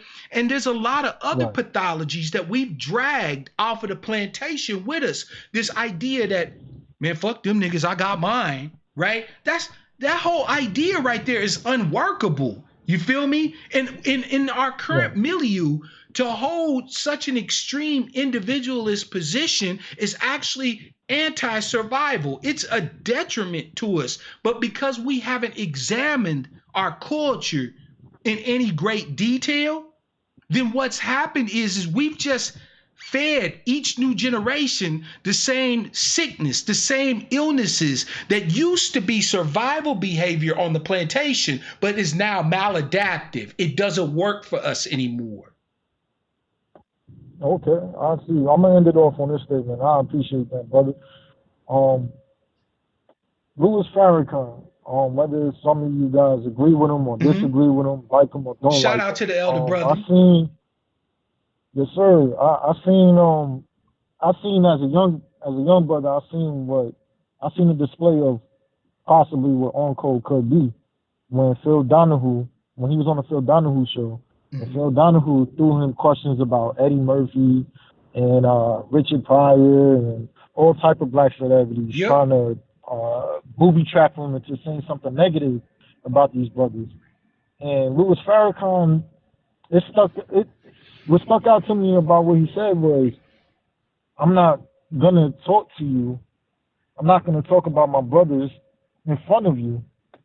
If I have any issues with my brothers, I will talk to them face to face. Exactly. I mean, look at Khalid Muhammad. Right, he did the same thing. Khalid Muhammad, most definitely. Yep, he did the same thing. Remember when they was trying to get him to talk about Jesse Jackson? He said, look, if I say anything about Jesse, it's because he's my brother and I love my brother. I want my brother to come back to me and cleave to me, right? You right, fam. That to me. To you, is that on code? That to me would definitely be part of any code that I would follow, right? The willingness to engage my brother in private, right? But not in public. You see what I'm saying? I ain't gonna shit on my brother in public. I'm not gonna, you're not gonna hear me bad mouthing Yvette and Tone, no matter how much beef I might have with them or whatever, disagreements. Nuh-uh. Then you're not gonna hear nothing but respect come out of my mouth for them.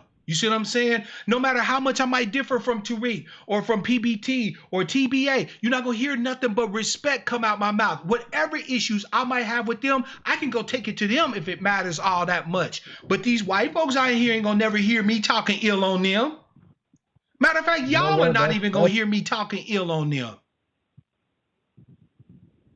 No, I can respect that, man. Yo, I appreciate you giving me the time, brother. Hey, nah, brother, I appreciate you taking the time, man. You deserve the best. I want to wish you and yours a wonderful new year, man. Stay tuned because the work continues and we only just begun, fam. Oh, yeah. You have a good one, man. You too, bro. Peace. All right. Fam, it's starting to be New Year's for a lot of yous, right? Or at least it's getting close. Tiffany, I'm trying to hang it out, but I'm feeling tired. I'm feeling hungry. I want to thank everybody for the calls tonight, right? I want to say to all of you that I need you to understand one thing. Nobody can move you if you do not wish to be moved. Do you understand me, fam? With this new frame, right, this new lens through which many of us have started to see the world, like a brother was talking about, codified, based around lineage, like everybody else, fam, already operates the way that we're trying to learn how to operate, right? Everybody else is already here, codified, beefing amongst themselves like it's nobody business. But you don't see that from outside. Let an outsider come in and try to get between them and see what you see. We have to cleave to our lineage, fam. Like Yvette says, claim the name. I don't give a damn if you agree with her political philosophy. I don't. But claim the name. Come to your people. Cleave to your people. Cleave to your lineage and your heritage. Honor your ancestors because your ancestors are my ancestors, and we'll figure out the rest. Do that first. In 2020, if you still think, I don't know about this, we separate shit. Nah, figure it out, fam. You were separate from word say go. You're going to be separate till you die. Why? Because you with me. I am you and you are me. Simple as that. When they see you, they see me. When they see me, they see one big Negro. They see Alexis. They see John. They see Travis. They see Easy. They see Miss Denny. They see Alma. Whenever they see you, they see me.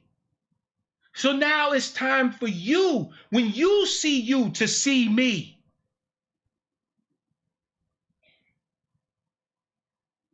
If they gonna treat us like one big Negro, then damn it, I need you to treat us like one big Negro. I need to treat us like one big Negro. Black American, 100%, born and bred. That's who we are. We ain't got no time for half-stepping. We got no time for bullshitting. We never been divided. What we been is we haven't picked up the tool. We haven't picked up the weapon of lineage, of heritage. That's all, fam.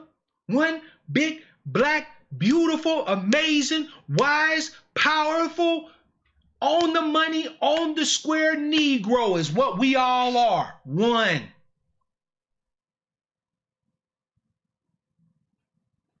Do that first. The moment that clock hits 12:01, if you haven't done that yet, if you haven't claimed the name, if you haven't said, they are my people and I am their people and we are one, do it. Do it now. Don't wait for later on in the year. Don't wait until you think you understand somebody's political philosophy or their economic philosophy. Damn all that. You were born to who you were born to. I was born to who I was born to. And guess what? That makes us tribes people. That makes us family. We are one. Do that now. Fam, I want to thank you all for a wonderful year. I could not, this time last year, have imagined that I would have the opportunity to be a part of the baddest herd on YouTube. My angry black sheep, y'all are the reason why I do everything I do. All of you, every single one of you. And I don't have to know you. I love you anyway. You sustain me, you motivate me, you drive me, you sharpen me, you make me better. You're worth every good thing that this life could offer you. And I intend to see you have it. I intend to see you have it because we are one big, beautiful, amazing Negro. And don't let nobody tell your ass different. Fam, Happy New Year to you all. May this new year bring us more vision, stronger vision. May it sweep away the dross and clear away the scales from our eyes. May we put our focus as one big Negro on the man behind the curtain and do what our ancestors have always taught us to do. Give his ass that work. We'll talk again soon, fam. We'll talk again soon, probably this coming Saturday for my Sucker Free Saturday broadcast. If you're new, please join the herd. Our work has only begun. We have only gotten started. And we got nowhere to go from here but to the stratosphere. So, fam, until then, again, Happy New Year to all of you. And I want to wish you all, as always, love, peace, prosperity, and power. Real power to our people.